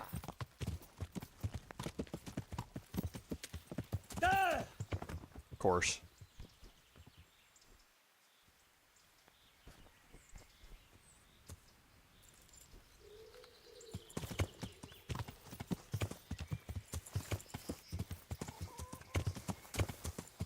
And that's down here to the custodian again. How are you, Henry?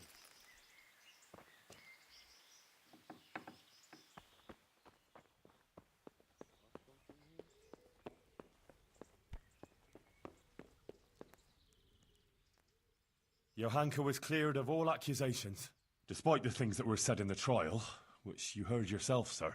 Johanka has been cleared and is safe, it's true. And now she's with that fellow, Matthias. But I suppose it's best that way. I should never have started that affair with her. It was unreasonable on my part and unjust towards her. Now I can see the wrongness of my actions, thanks to her. In the future, I'll be a better, more virtuous person. I believe that's what she wanted. May she find happiness with Matthias. As long as I'm in Sasau and have it in my power, they shall have my protection. It means I also owe an apology to you, Henry of Skalitz. Thank you for doing what you did for Johanka. Recently, I had a new weapon made for myself, but I think it's more fitting that you should have it. Here it is. Let's speak no more of Johanka. Go in peace. See you later. Okay, we need to get out of here because we are in a private area.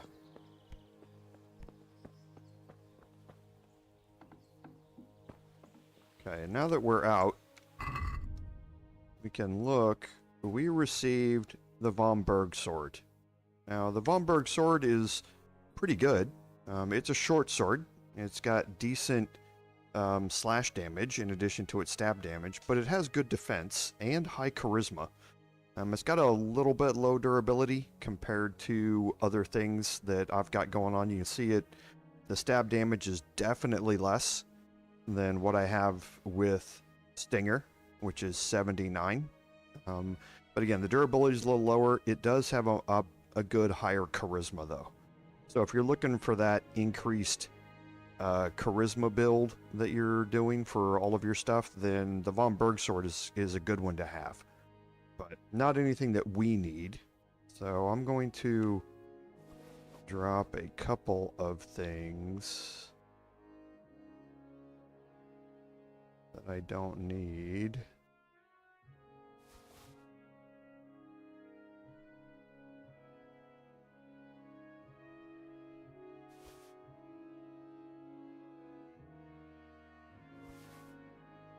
Just because I'm too lazy to go sell all the stuff off. Because we really don't need money anymore.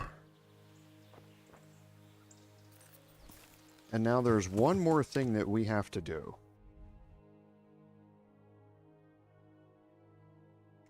You remember, we picked up that manuscript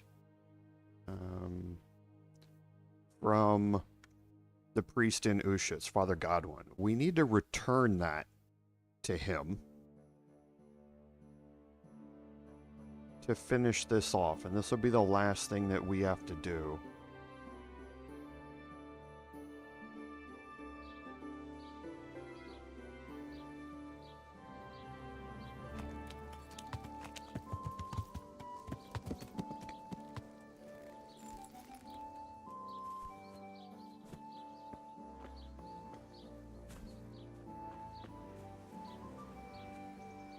God be with you. I brought you back that manuscript you lent me. Ah, the opus of Matthew of Yanov. I was wondering if I'd ever see it again. Thanks, my son. Good luck, then. Okay, and that is going to complete the last of the things that we need to do to finish off the Madonna of Sasau DLC, or the Woman's Lot DLC and the Madonna of Sasau quest. So where are we now? And that's a very good question. The only thing that we have left is the main quest line now. We have completed all the side quests in the game, and we are ready to embark on the final adventure. The reason you take care of everything now is because the die, once the die is cast takes place, things are going to drastically change in certain locations. And one of those locations is in Talmberg. And once you do that, some quests that have anything to do with Talmberg are going to auto-fail. So before you complete the start on the die is cast, you need to complete all the other quests that you are trying to do. Okay, so make sure everything is done and then embark on the final quest. And for that, we're going to go ahead and jump into this. And we need to go meet the Crimps in the swamp up here. And to do that, we're going to go down to Sasau, not the monastery, but the city itself.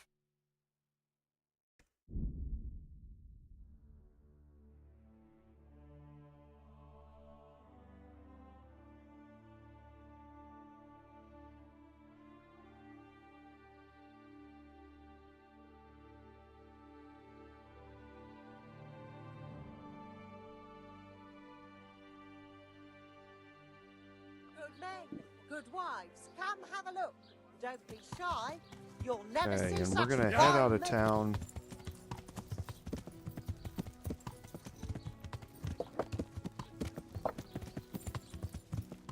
And we're gonna stay on this side of the river and just head out and go north.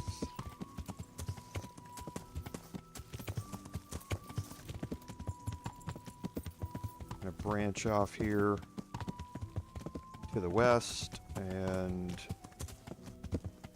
pretty soon we're going to come up on a swampy area. Okay, right over here. Now, before you do this, if you remember, when we came out of the quest line at the monastery, Needle on a Haystack, we picked up the strange die. You need to have this with us. It's a quest item, so you shouldn't have lost it, but if you did due to death or something like that, you need to make sure that you go over and complete the Lost and Found quest, which will get all of your quest items back You need to make sure that you go complete that before you come back here, because you do need the strange die. You need 3,000 gold if you don't have the strange die. Or there's a skill check in here that you can do as well. But by far the easiest is just having the strange die on you when you're here.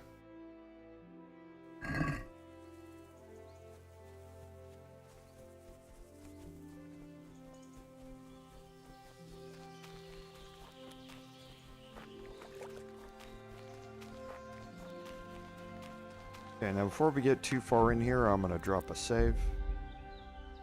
You're going to get one. You're going to get an autosave, I think.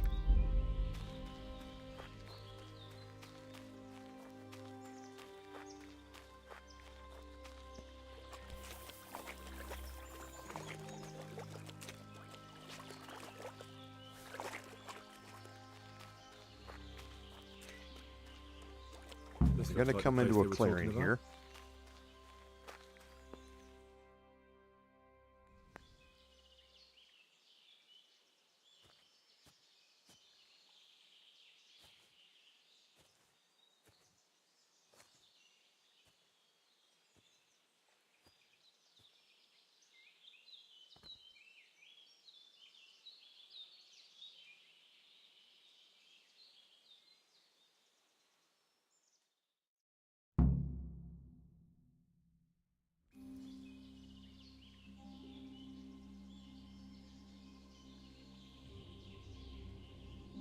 Morning, sunshine.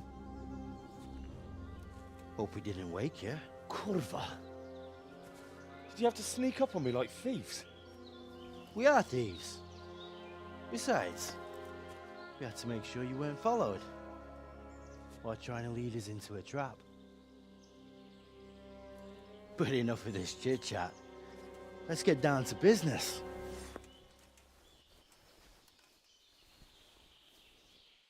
We heard there was some trouble at the monastery.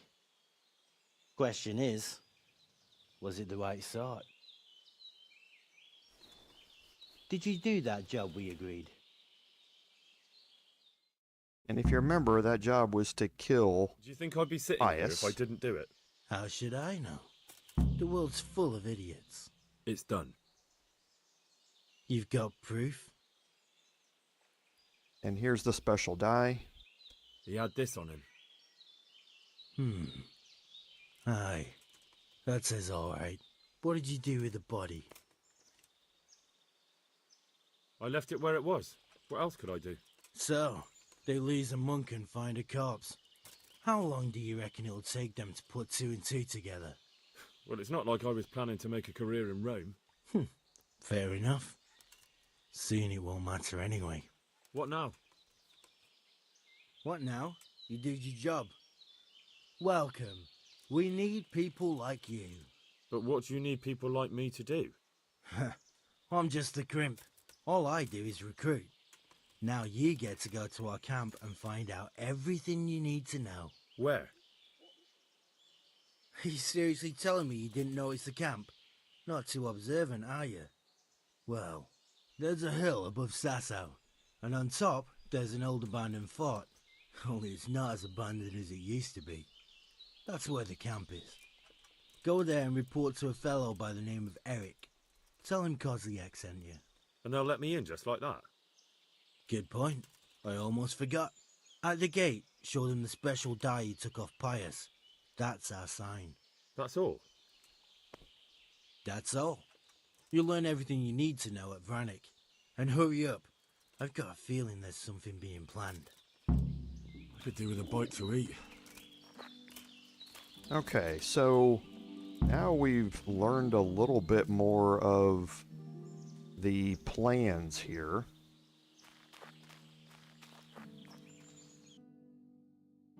And I need to go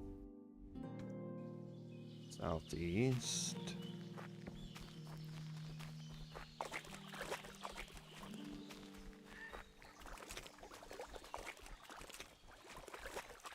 To get back to my horse.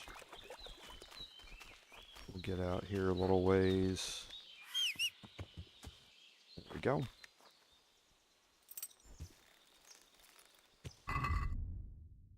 So now when the die is cast here, we have an optional to report to Sir Radzig. So let's go do that.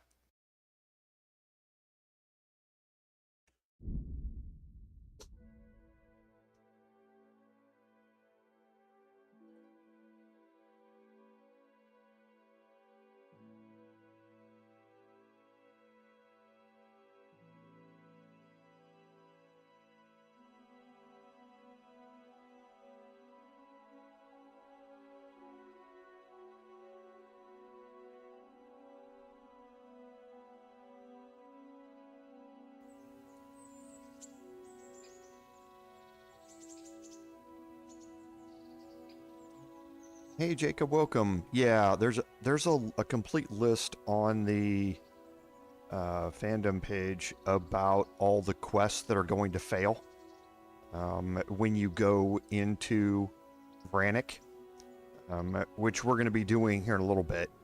So take a look and see through all of those. But yeah, all of the Hans Capon quests in his DLC, Honeyed Words, are going to auto-fail as one of them. So I'm not sure about Robber Baron or not, to be honest. I've always done that quite a bit earlier, so not entirely sure. But like I say, you can go check the fandom page, and there's a full list of everything that's going to auto-fail. As far as accident sites, they're always... I investigate everything I come across in my personal playthrough. So when I'm fast traveling and I come across one, I always stop. When I'm out and about, if you see an accident site along the side of the road, there's normally a chest or something that you can take a look at and get some free items out of. I just don't do it here on stream because there's a bit more interesting stuff that we want to get into rather than stopping, all of the time. So you won't see it much here. Sir, I have news. But yeah, they're worth I'm it. sorry to say it's nothing good. After everything that's happened, you have even worse news. That's almost impressive. I'm afraid so. It's going to happen again, and on an even bigger scale. You're full of good cheer, aren't you? What exactly will happen? It seems the Pribyslavitz encampment was just the start, and they're far from defeated. How did you find out? I found a recruiting agent who works for them, and let him recruit me. Ah, God's holy hat. You never cease to surprise me, lad. And what did you find out? They have another much bigger encampment in Vranik near to Sasau. What do those bastards want? And who the hell are they? To hurt us? Conquer the region? I'm not sure yet, but I can find out. How? I'm one of them now. I have their secret sign. I know where their camp is. All I have to do is go and take a look. That's out of the question. It's too risky. Sire, compared to everything I went through to get this, it will be child's play. I already passed their test. They trust me.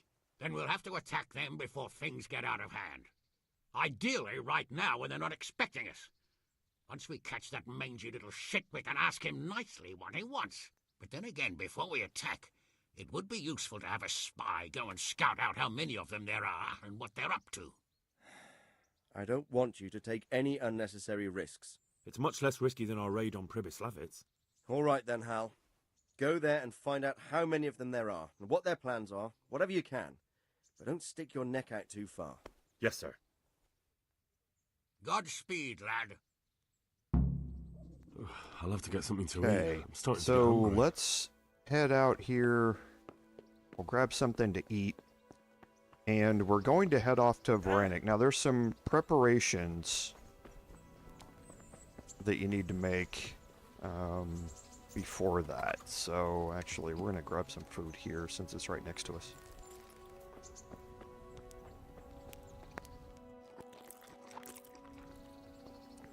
So the first thing to know about entering Vranik is that you will no longer be able to summon your horse or access your horse's inventory once you are there.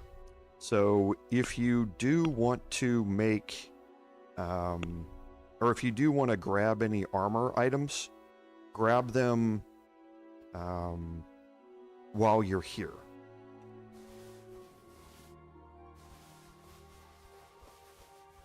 Okay, if you want to grab any potions, it's a good time to do it. I don't have any Nighthawk potions here. Doesn't look like.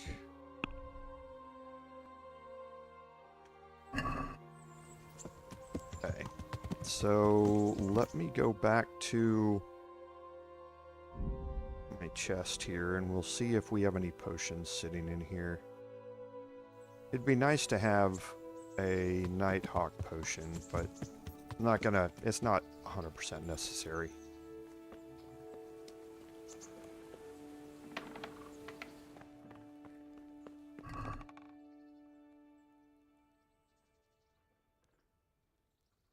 So I do not have one.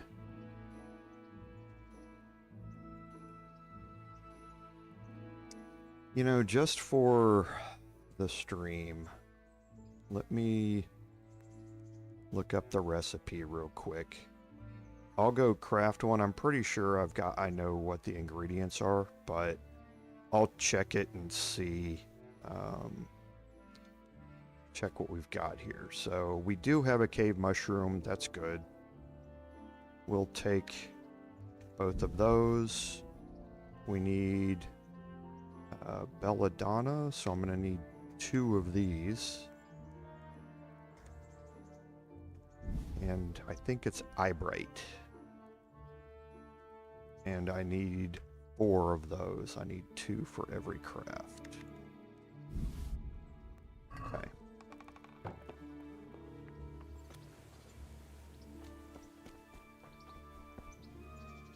Let's head into town. We'll craft these 2 sets of Nighthawk potions. And honestly, this is really just for the stream. It will make a part of this, what we're going to do, a little bit easier because there is a really dark spot that I'm going to be utilizing. So this will make it easier, but this by no means is anything you have to do. I would have preferred to have them for something I did earlier and didn't have them. So might as well just get this crafting out of the way before we go up there.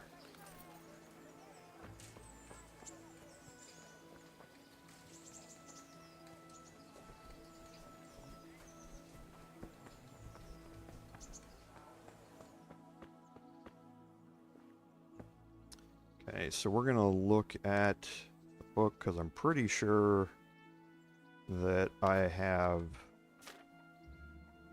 the Nighthawk potion in here.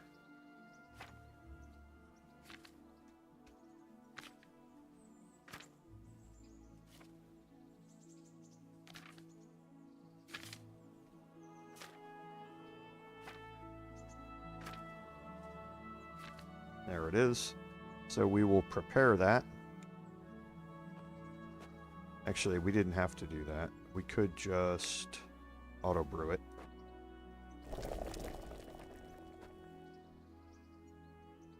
Because I'm not too worried about the numbers of it that I get. And that should be all of it. I don't think we only brought enough for 2 sets. Okay, so now I have 8 Nighthawk potions on me.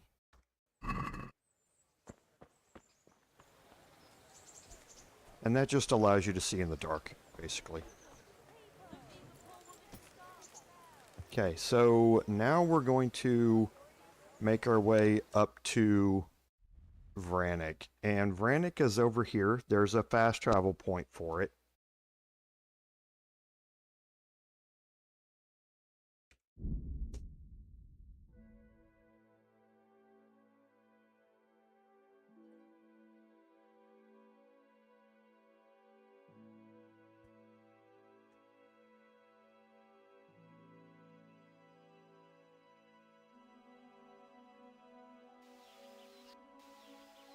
Okay. And as you approach Vranik, you're going to get a message.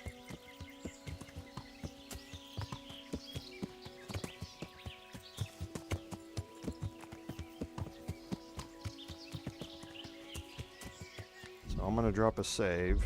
Again, don't think you need to. Pretty sure you're going to get an autosave.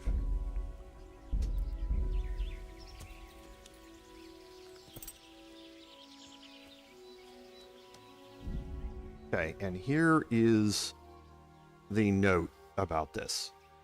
It's your kind of your last opportunity to go back and take care of any other quests that you still have outstanding. And it gives you a chance to turn around and leave before you get close enough to Vranik to trigger the scene to get in. Okay, but we're all good.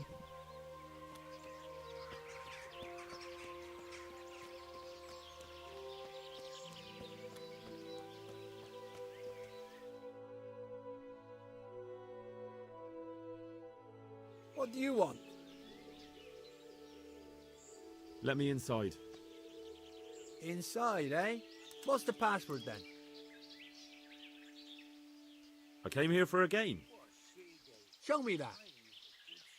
Aye. All right. Welcome to Vranik, comrade. Thank you for your kind welcome, comrade. Who should I report to? Eric.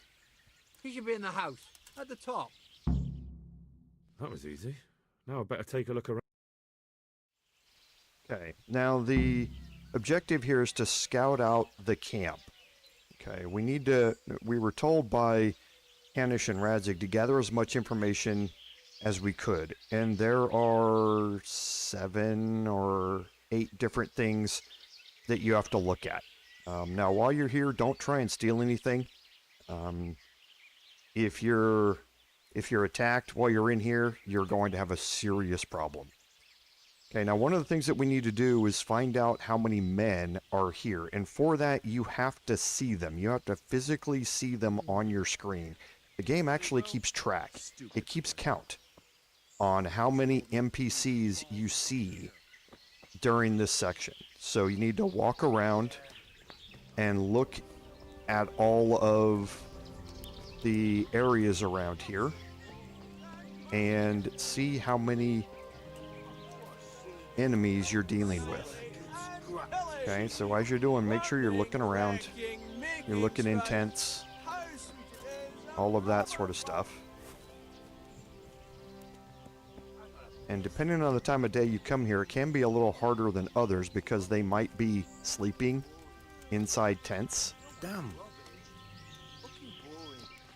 During the day, most of them are awake, so it's easier to see all of the NPCs. But look at the walls, go down other locations. So once we see all of the NPCs in here, impressive. These fellows aren't paupers, that's for sure. The tents are one of them that you need to see. That's one of the things to scout out.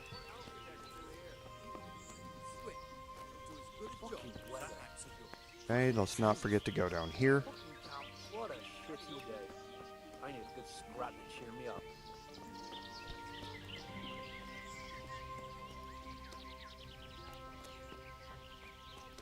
Okay, now we'll head back up.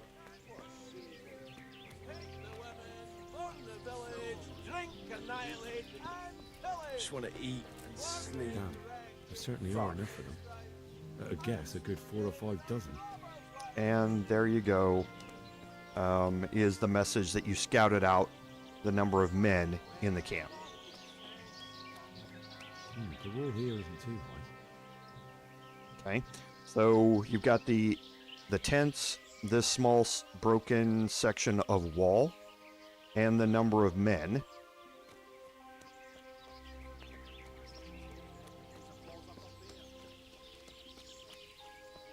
Not only strong outer walls, but inner ones too. This isn't good news. Okay, so now you got strong inner walls. Before you breathe a blade, you've got a pitchfork in your arse.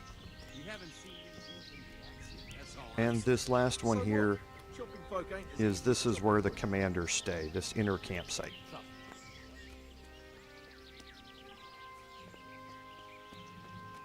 Okay. Now, the person that we need to report to here is Eric. Okay, and we need to report to him. You can head into this door. Now, there's something that we're gonna want to. I don't think we can get into here. We can't.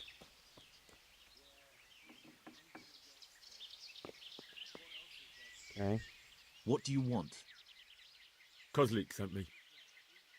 Ah, more reinforcements. You're the one from the monastery? Yes, sir. So you really killed that turncoat? Yes, sir. Well done. I heard about you, and quite honestly, I didn't think you'd succeed. So can you handle a sword? Yes, I know what I'm doing. Well, I think it's best if we put you to the test. Go to our combat master, Vranik. He'll soon find out what you're made of. Just go downhill, as far as the stockade. His tent is right next to the training arena. All right, sir. Okay, so now we need to report to Combat Master Vranik. Now, that name might be familiar. And that's because at the very start of this game, he was the one that we went to practice our sword with. Okay, when we were still in Skalitz before it burned down, he was the one that we practiced with. Are you Combat Master Vranik? Aye, that's me. What do you want? I'm Henry. Eric said you'd try me out to see how good I am with a sword. Ah, another greenhorn. Nice to see Kozlik's doing his job. Mind you, most of the peasants he sends me couldn't fight a pile of manure with a pitchfork. Hey, don't I know you from somewhere? You look familiar. Yes, you taught me sword fighting in Skalitz. Wait now. Yes, I do remember. We met at the alehouse. Well, I'm glad you made it out alive. I took to my heels before it even started. All right, let's see what you're good for. Have you got a weapon? If not, you can borrow one over there. Now, are you ready?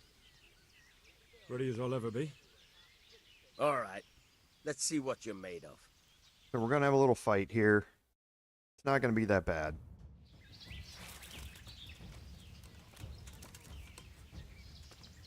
Give up?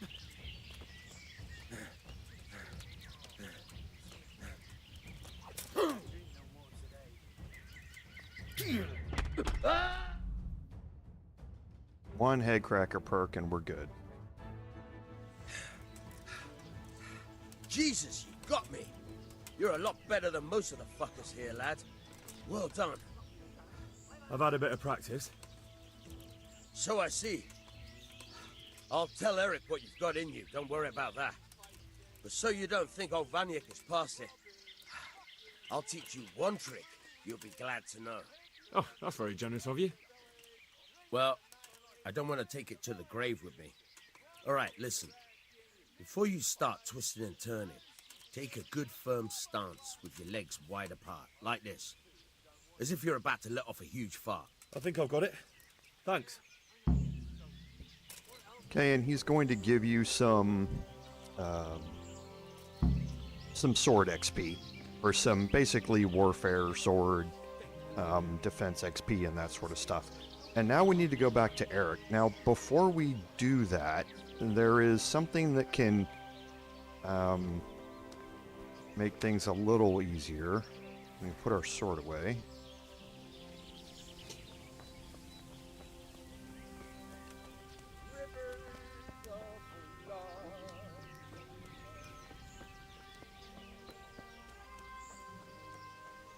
Okay, so up here we can head up like we're reporting to Eric, but there is a... Oh.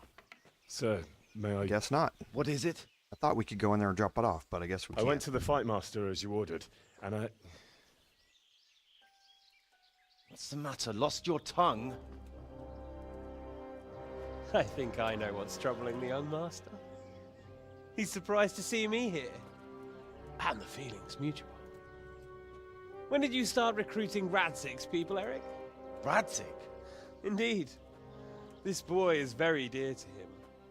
And I expect he's looking for this? Am I right, young man? You bastard.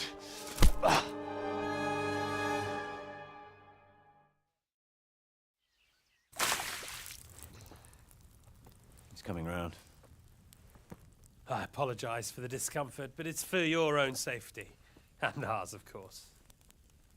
You can count yourself lucky, lad. I'm gonna keep you alive. I'm sure your father will pay a nice fat ransom for you. My father's dead. That lackey of yours wouldn't even let me bury him. He doesn't know, Eric. Nobody told him. He told me, a foreigner, but not him. How very inconsiderate. I'm sure you'd rather hear it under different circumstances and from someone else, boy. But beggars can't be choosers. Your father, your real father, is alive. You even know him. It's your liege lord, Radzik Kobela. Although, how much can he really care about you? Here you are, a homeless orphan, and he still hasn't acknowledged you. Your parents are both dead, aren't they? I thought so. And yet, Radzik still hasn't told you the truth. Could it be that he's ashamed of you? I wonder if you'll want to pay that ransom after all. Well, best not think about that. If your father won't pay your ransom, you have no value to me. My father's dead. I understand why you feel that way. My own childhood was not dissimilar. How strange that we should have something in common. But I've delayed long enough. Now it's time for you to tell me why you came here. I was looking for my father's sword, which was stolen by a certain bastard. And I found it. But I wonder which father you mean. In a way, it belongs to both. Doesn't matter who it belongs to. I'm gonna kill you with it. You're hardly in a position to threaten me. But now I think of it, why not? When your father, your real father, pays, I'll give you an opportunity to try. I think that's very generous of you. Isn't it? Radzik will crush you, and I'll be there to see it. I very much doubt it. You spied on our camp. You must realize that your father hasn't a fraction of the forces I've gathered. And now, with the king in captivity, there's no one to levy troops to come to your aid. Even united with Hanush and Divish, your father couldn't raise more men than I have. The only force in this country capable of defeating me is Sigismund's. And he pays me. When he wins, I win. Everything I take now will be mine, and I plan to take everything. So meet the new lord of the realm. A man like you will never rule here. Have you never heard of Lord Sokol of Lamberg, or Sahinek the Dry Devil? They fought for your king and plundered the estates of the lords in Austria, just as I'm doing here. Like they say, the stronger dog fucks the bitches. And war is a nasty business. Sir, it's time. Now, I'm afraid I have more important business to attend to. I'll leave Udo here to keep you company. And let's hope for both our sakes that your father pays up. Farewell. Rot in hell! Knock some manners into him, Udo. Come on, Eric, let's go. We've got work to do.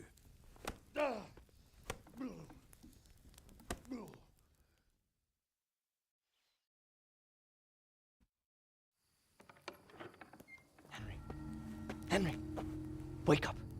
Can you hear me? Jesus, that brutally worked you over. Here. Try to drink. I thought you'd never come round. How do you know my name? Don't you recognize me? Zbyszek. You fucking traitor.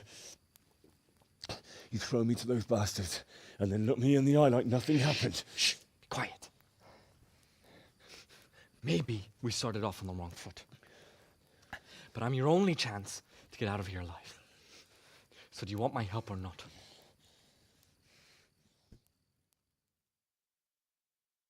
Blast from the past. He was the one that was trying to steal from the butcher's I want dead to get body you out of here. that Mutt was looking But if at. you'd rather, I can leave you to rot and get the shit kicked out of you by Istvan's bruiser. Why would you, of all people, want to get me out of here? I've got my reasons. If not for the good of my soul, then for the good of my purse. It'll cost you a few groschen, and that's all you need to worry about. You shouldn't look a gift horse in the mouth. Shouldn't I? Even when it comes from a treacherous bastard who set his cutthroat friends on me when I was trying to bury my parents. I won't deny we didn't get off to a very good start.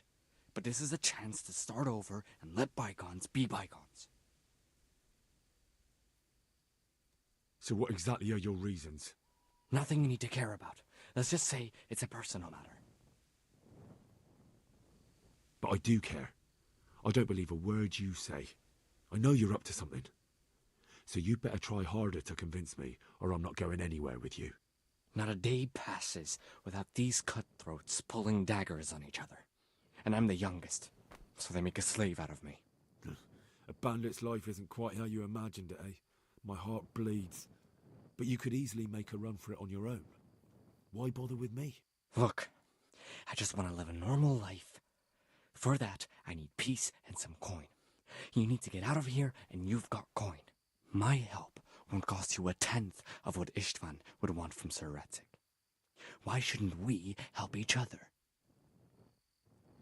Why don't you go on your own? What would I do? I've been left alone in this world, and I'm an outlaw. How long do you think it'll take before I'm swinging from a gibbet? I need to get some coin and get the hell out of here. What about my possessions? Eric has your things. It would be suicide to try and get to them. Forget them. Oh, wonderful. So I'm supposed to make a run for it like this? It'd be better if you wore something to blend in, it's true. But I can't go and get you anything. I'm supposed to be guarding you. So if I leave my post, I'll have to avoid the others just the same as you. How do you propose to do it? Finally, we're getting somewhere. I know a way you can get out of the fortress without anyone seeing you. I'll untie you, and you'll have to make your own way there. It shouldn't be hard at this time of night. I'll wait for you outside. Afterwards, you'll tell your noble father I helped you so they don't hang me. And naturally, you'll pay me something for the risk I'm taking. Risk? Sounds riskier for me than for you. Not really. What are they going to do with you if they catch you? They want to ransom you, so the worst they'll do is lock you up again. But me, who was supposed to be guarding you and let you escape? Nobody's going to pay no ransom for me, friend. All right then, let's get out of here. Untie me. That's what I want to hear.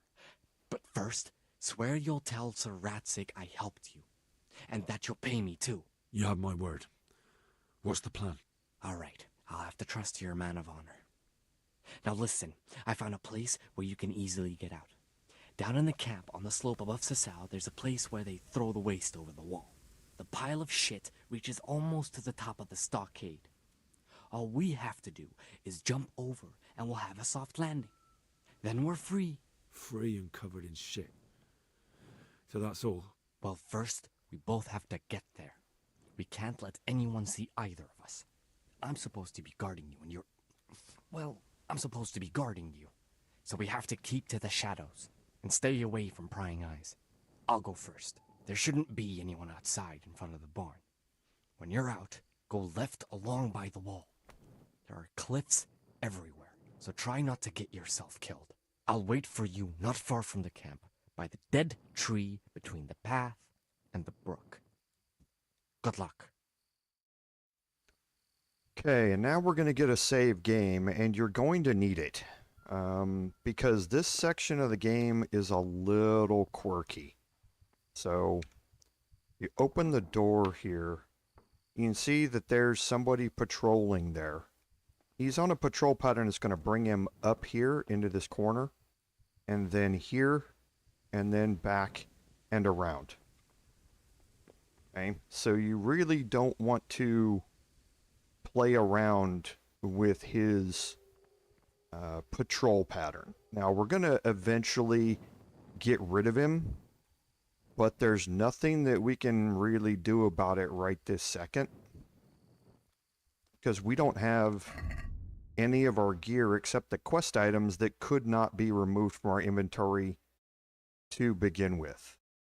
Okay, so if you have a quest item dagger, it will still be here. Otherwise, you won't have one, and we don't really have a way to deal with him other than knocking him out, and we don't want to do that. We want to make sure that we kill him so that he doesn't wake back up. So we're going to wait for his patrol pattern here. There he goes. Okay, and now we're going to head out here.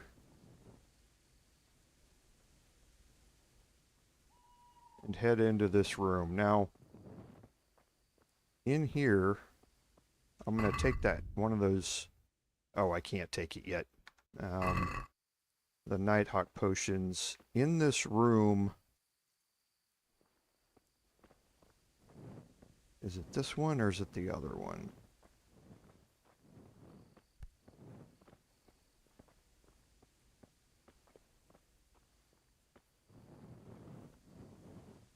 Yeah, here in the corner, there is a chest with a couple of lockpicks in it. Okay. Now we're going to wait for his patrol pattern to come back around.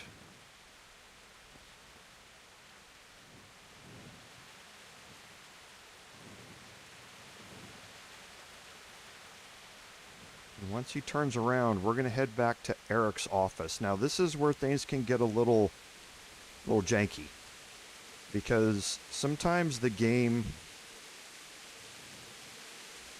leaves one of the soldiers inside Eric's office. He'll be sitting at the desk. No idea why that happens, but that's where we're going. Let's go over and pick the door. And if there's somebody here, yeah, so we're good. You can leave the door open. It's easier if you leave the door open. Underneath here is Eric's trunk keys. And we have Eric's trunk here, and we can take everything. Okay, he also has another chest over here, which has a lockpick in it. I'm going to kind of move up here against the wall so I can't be seen. I'm going to put everything back on. Now I have access to a dagger so I can stealth kill again.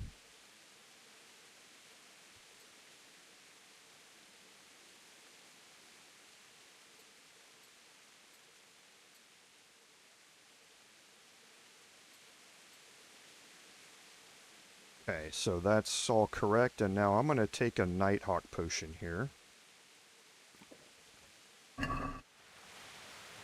to make things a little bit easier to see.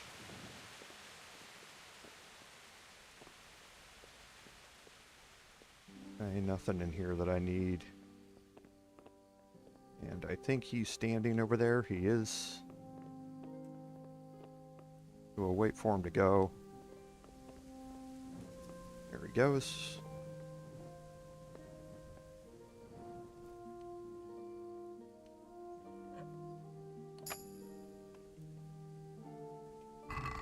And you can lockpick this, and in here you're going to find some various fairly useful potions. And you're going to find a Kutenberg Cuirass. Now this thing's actually pretty good. It's got a low charisma, but everything else about it is pretty good. And it has a Raven's Beak. The Raven's Beak is really good. It has stab damage as well as blunt damage. So it works really well against armored enemies. And now what we want to do is make our way back over here. I think I made it. And this guy's going to come right over here.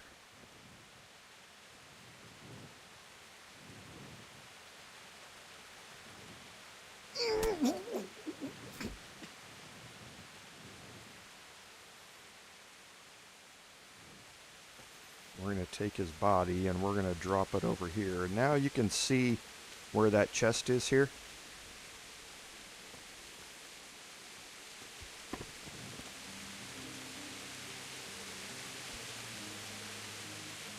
Okay, and now that I have Savior Schnapps, I can save.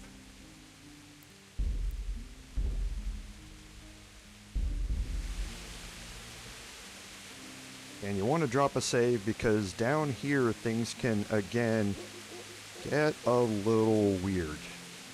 Right? So we need to make it out through that gate.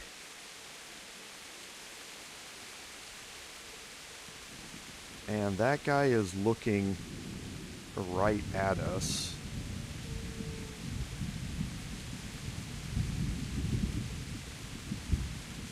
And there are other soldiers asleep in the tents.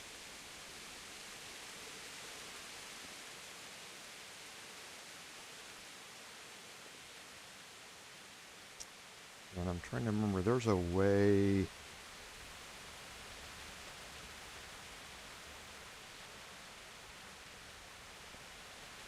through here. Trying to remember how I got out of here. Because there's a section of the wall that you can jump over. Okay. So now this is going to allow me to get up here on the exterior wall. And now all I have to do is stay away from the patrols here.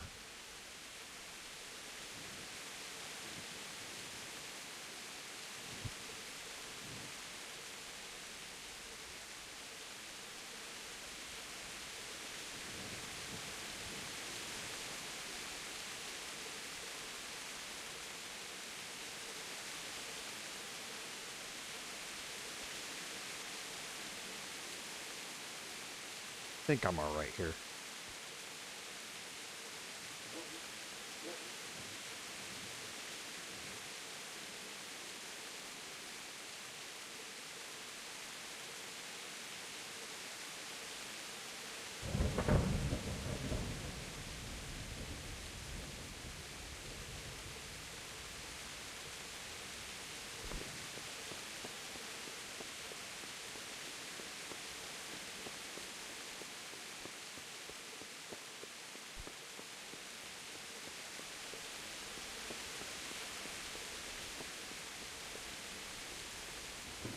Okay, and now we are outside of the inner bailey here. We have this guy here.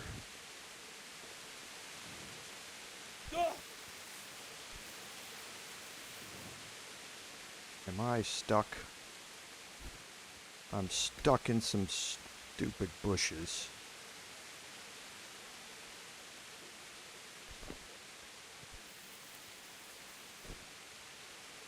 Great.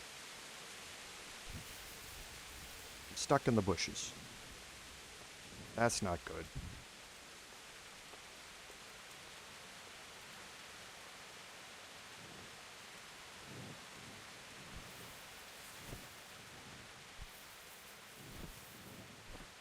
Yep. Looks like I'm stuck.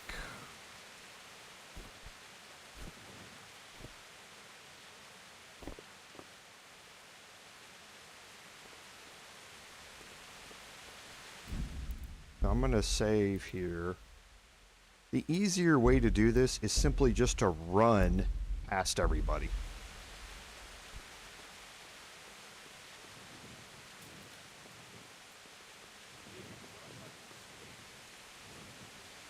Yeah, and here he comes from behind me.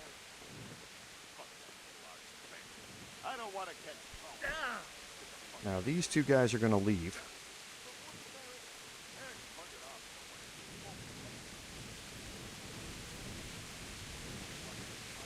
These two guys, when they finish their conversation, are going to leave.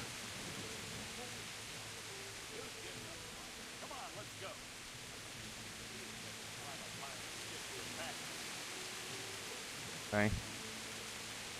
So all you have to do is kind of get out of the way, let them pass.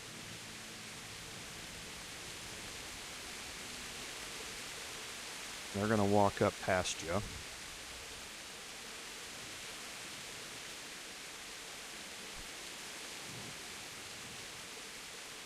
Okay, they stopped for some reason.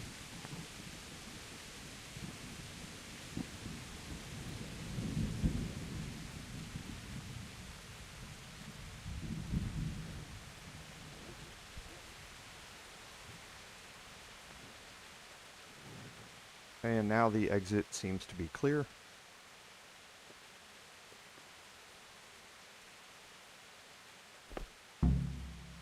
And you can walk up to it and use it, and you will escape from the encampment. Now, Zbyszek warned you to be careful out here because there are cliffs everywhere, and he's not lying.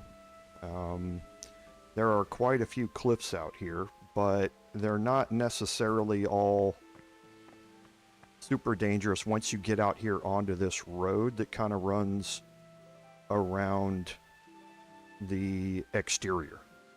Okay. If you go down these cliffs, yes, things can get pretty bad. But once you're out here, just kind of stay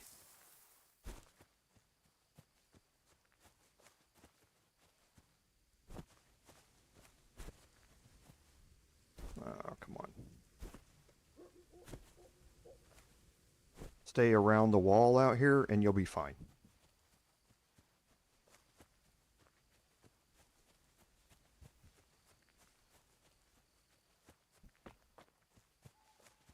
Okay, now Zbyszek is down here, but again, you want to try and make your way down these cliffs, you can try. It's just easier to go around.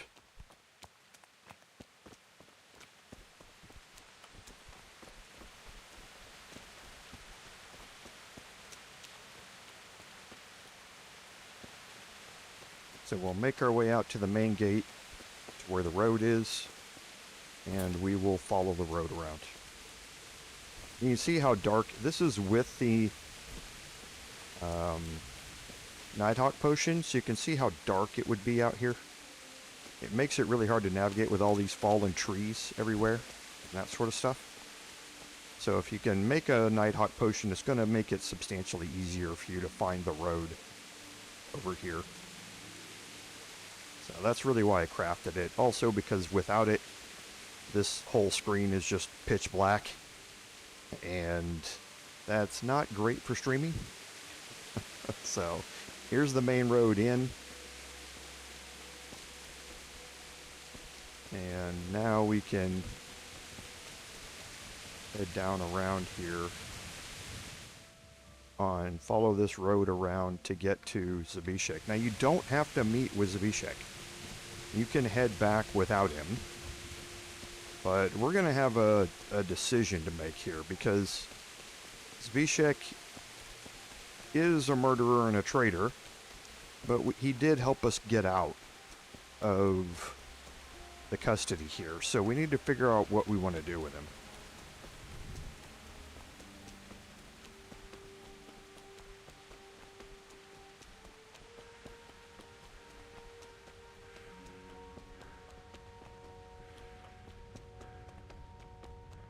Okay, and now you can see the Nighthawk potions worn off, and you can see how pitch black it is out here.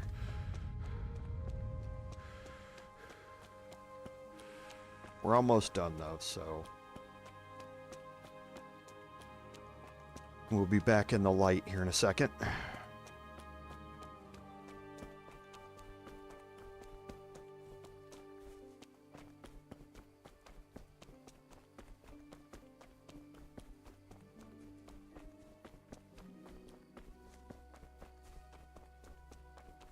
So, we're out. Now it's time for you to keep your part of the bargain. Don't worry, I keep my word. But I have to go to Ratai and see my father. They took my coin when they captured me. Fine. We should get out of here as quick as we can anyway. Well, you'll have to help me. Somehow the massage I got from that big bastard didn't do me a lot of good. I don't suppose you have a horse hidden around here? A horse? Actually, I didn't think of that.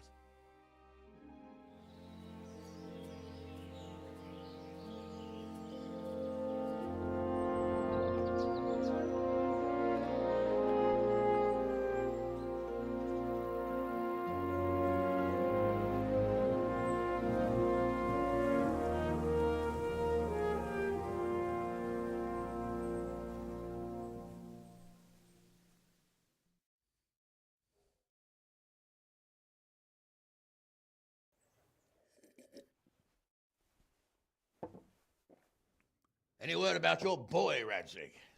Nothing yet. Let's hope he hasn't done anything rash. Wouldn't surprise me, given the balls that he has. Now, I wonder where he might have got those from. Don't start, Hanush.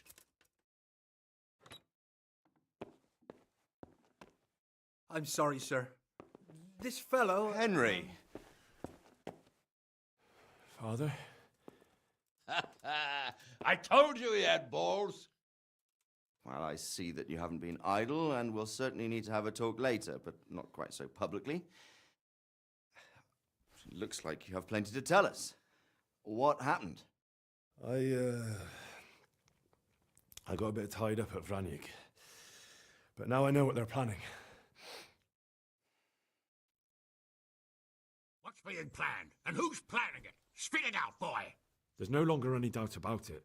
It's that Hungarian noble you were hosting on the same day Sigismund pillaged Skalitz. Sir Istvan Toth. Toth and his people. Everything fits.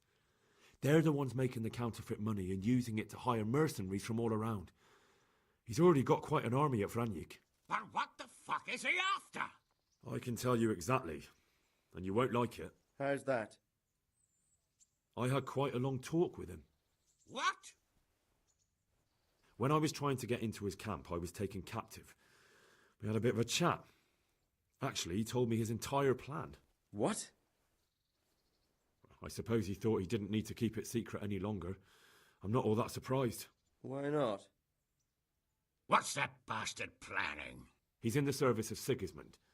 He wants to destroy King Wenceslas' allies. That means us. He's gathered a very large force. I'm honestly not sure if we can defeat them. And he knows no one will come to our aid now. That fucking cunt! I'll skin him alive! How many men has he got? More than 100, I'd say. And how secure is their camp? It's an old abandoned fortress on a hill above Sasau. It's inaccessible from 3 sides, surrounded by a timber palisade. Bastard! I'll crush that rebel of his! That's easy to say, old friend. It seems Toth isn't taking any chances. Together with Divish, we can muster enough men. And we can all see there's no time to waste. That bastard wants a battle? Much better we pick a time and place than he does. Undoubtedly. We have to take them by surprise. It would be best to attack tomorrow night. We can't get ready any sooner. That's what I like to hear, Radzig.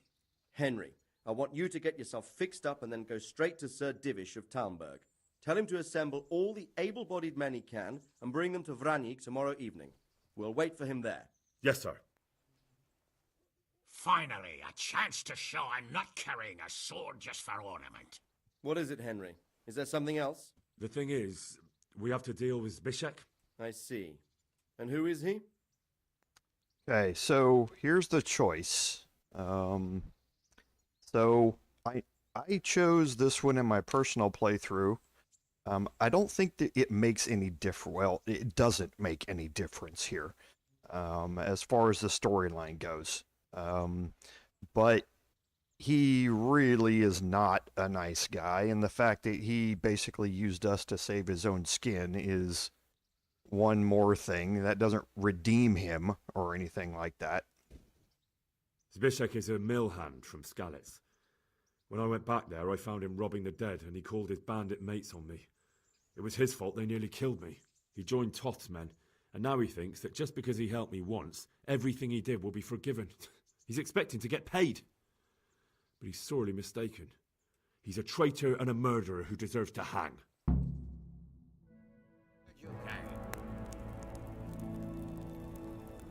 Swine. You fucking swine! This is what I get for sticking out my neck for you. I'll kill you, you cunt! Henry, I must say I'm a little confused. Go, you bastard, I'm innocent. I saved this fucker's life! Scum! Well then, lock him up! You'll pay for this! My lord will slaughter you all like sheep! You don't stand a chance in hell! Leave me alone! Let me go, you fuck! Let's make an example of him. Put anyone else off the idea of banditry. I'll tell the executioner. Well, that's not exactly how the law works. Well, how does the law work these days? Not very well from what I've seen. And I'm not wasting food on criminals while we try to find someone to try them. Besides, it'll be good to show the common folk that we're taking action. True enough. So we'll see if there's anything that goes along with that or Get a not good later. meal inside you and get those wounds tended to. You look wretched. And if you need equipment or armor, tell Bernard. He'll give you what you need. Yes, my lord. No more, my lord. I'm your father. I swear, Hal, I plan to tell you. I'm sorry Istvan, of all people, beat me to it. But now we have more urgent matters to deal with. Later we'll have time to talk about it. What do you say? As you wish, my lord. Father. Good. Now go to Divish as quickly as you can, son.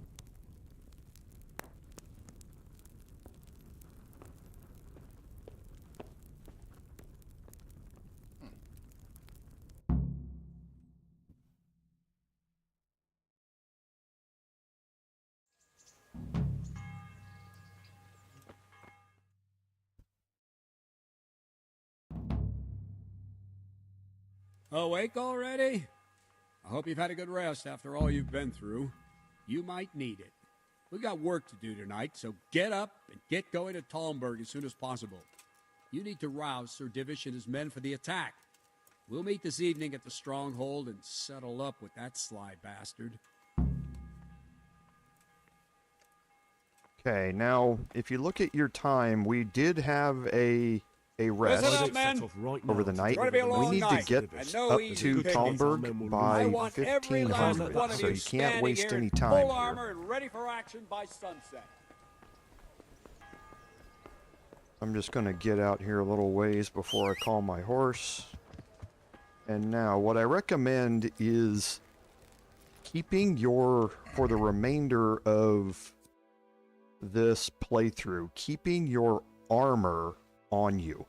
Not necessarily equipped, but keeping it on you. You're going to need to be changing back and forth between your heavy armor for fights and your stealth armor for sneaking in and out of locations. So make sure that you have them both. And for this, I'm going to put my my armor back on. And I forgot to put on the hose. And I'm going to head down and drop off the Van Berg sword. And then we're going to head out. Yeah.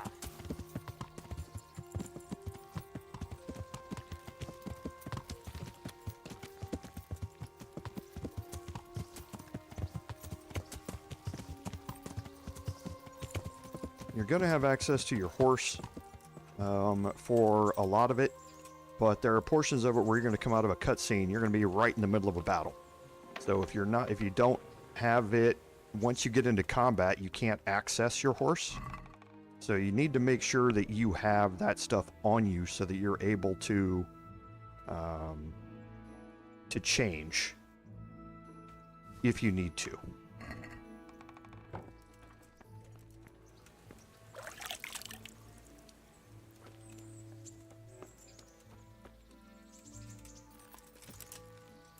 Okay, so now we need to get up to Talmberg.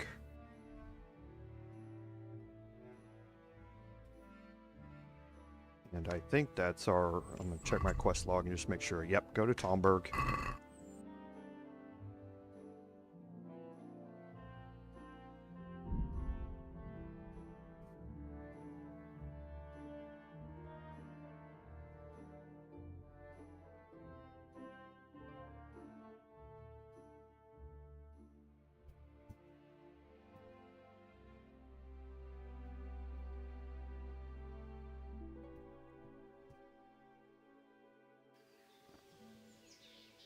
Okay, and here we're going to drop a save, because from this time on, we're going to quickly end the Die is Cast, and we're going to get into the Payback quest. And once that starts, it's a series of cutscenes that leads you right into a bigger fight, and we simply don't have time for all of that today. So we're going to start off next week with a whole bunch of combat, and that combat's going to continue on for a while with some sneaking interspersed with it as we work through the end of the quest line. So we probably have 2 weeks left here. And let me drop a save real quick. We probably only have 2 weeks left until the end of this live stream, and we move into KCD2, the direct sequel to this. And like I had mentioned last week, we're probably going to swap the time slots so that this moves into the Sunday time slot and Celasta moves into the Saturday time slot. But we'll pay attention to that as we get closer. But tomorrow, again, just another heads up if you weren't here at the start, because of the weather here and the potential for the freeze and possibilities that I might lose power down here where I live, just pay attention to my social media and the post tab here on the channel. If I do lose power and I can't do the live stream, the Celasta live stream tomorrow morning, I will definitely put up a post and let everybody know about it. But for now, I'm hoping everything works out okay and tomorrow morning goes off as expected. But we'll just kind of play it by ear and see. And for everybody across the country who's going to be dealing with the storm this weekend, stay safe. Make sure that you're prepared and that you're ready for it and that you're not taking any unnecessary chances. And I certainly want to see you here as we continue on through this. So, as always, thank you all for being here. It's always a pleasure to interact with all of you in my community. I have a great community, and I've said that before. And as I always say, without your support, none of this would be possible. This is Commander Jorval saying until next time, fare thee well.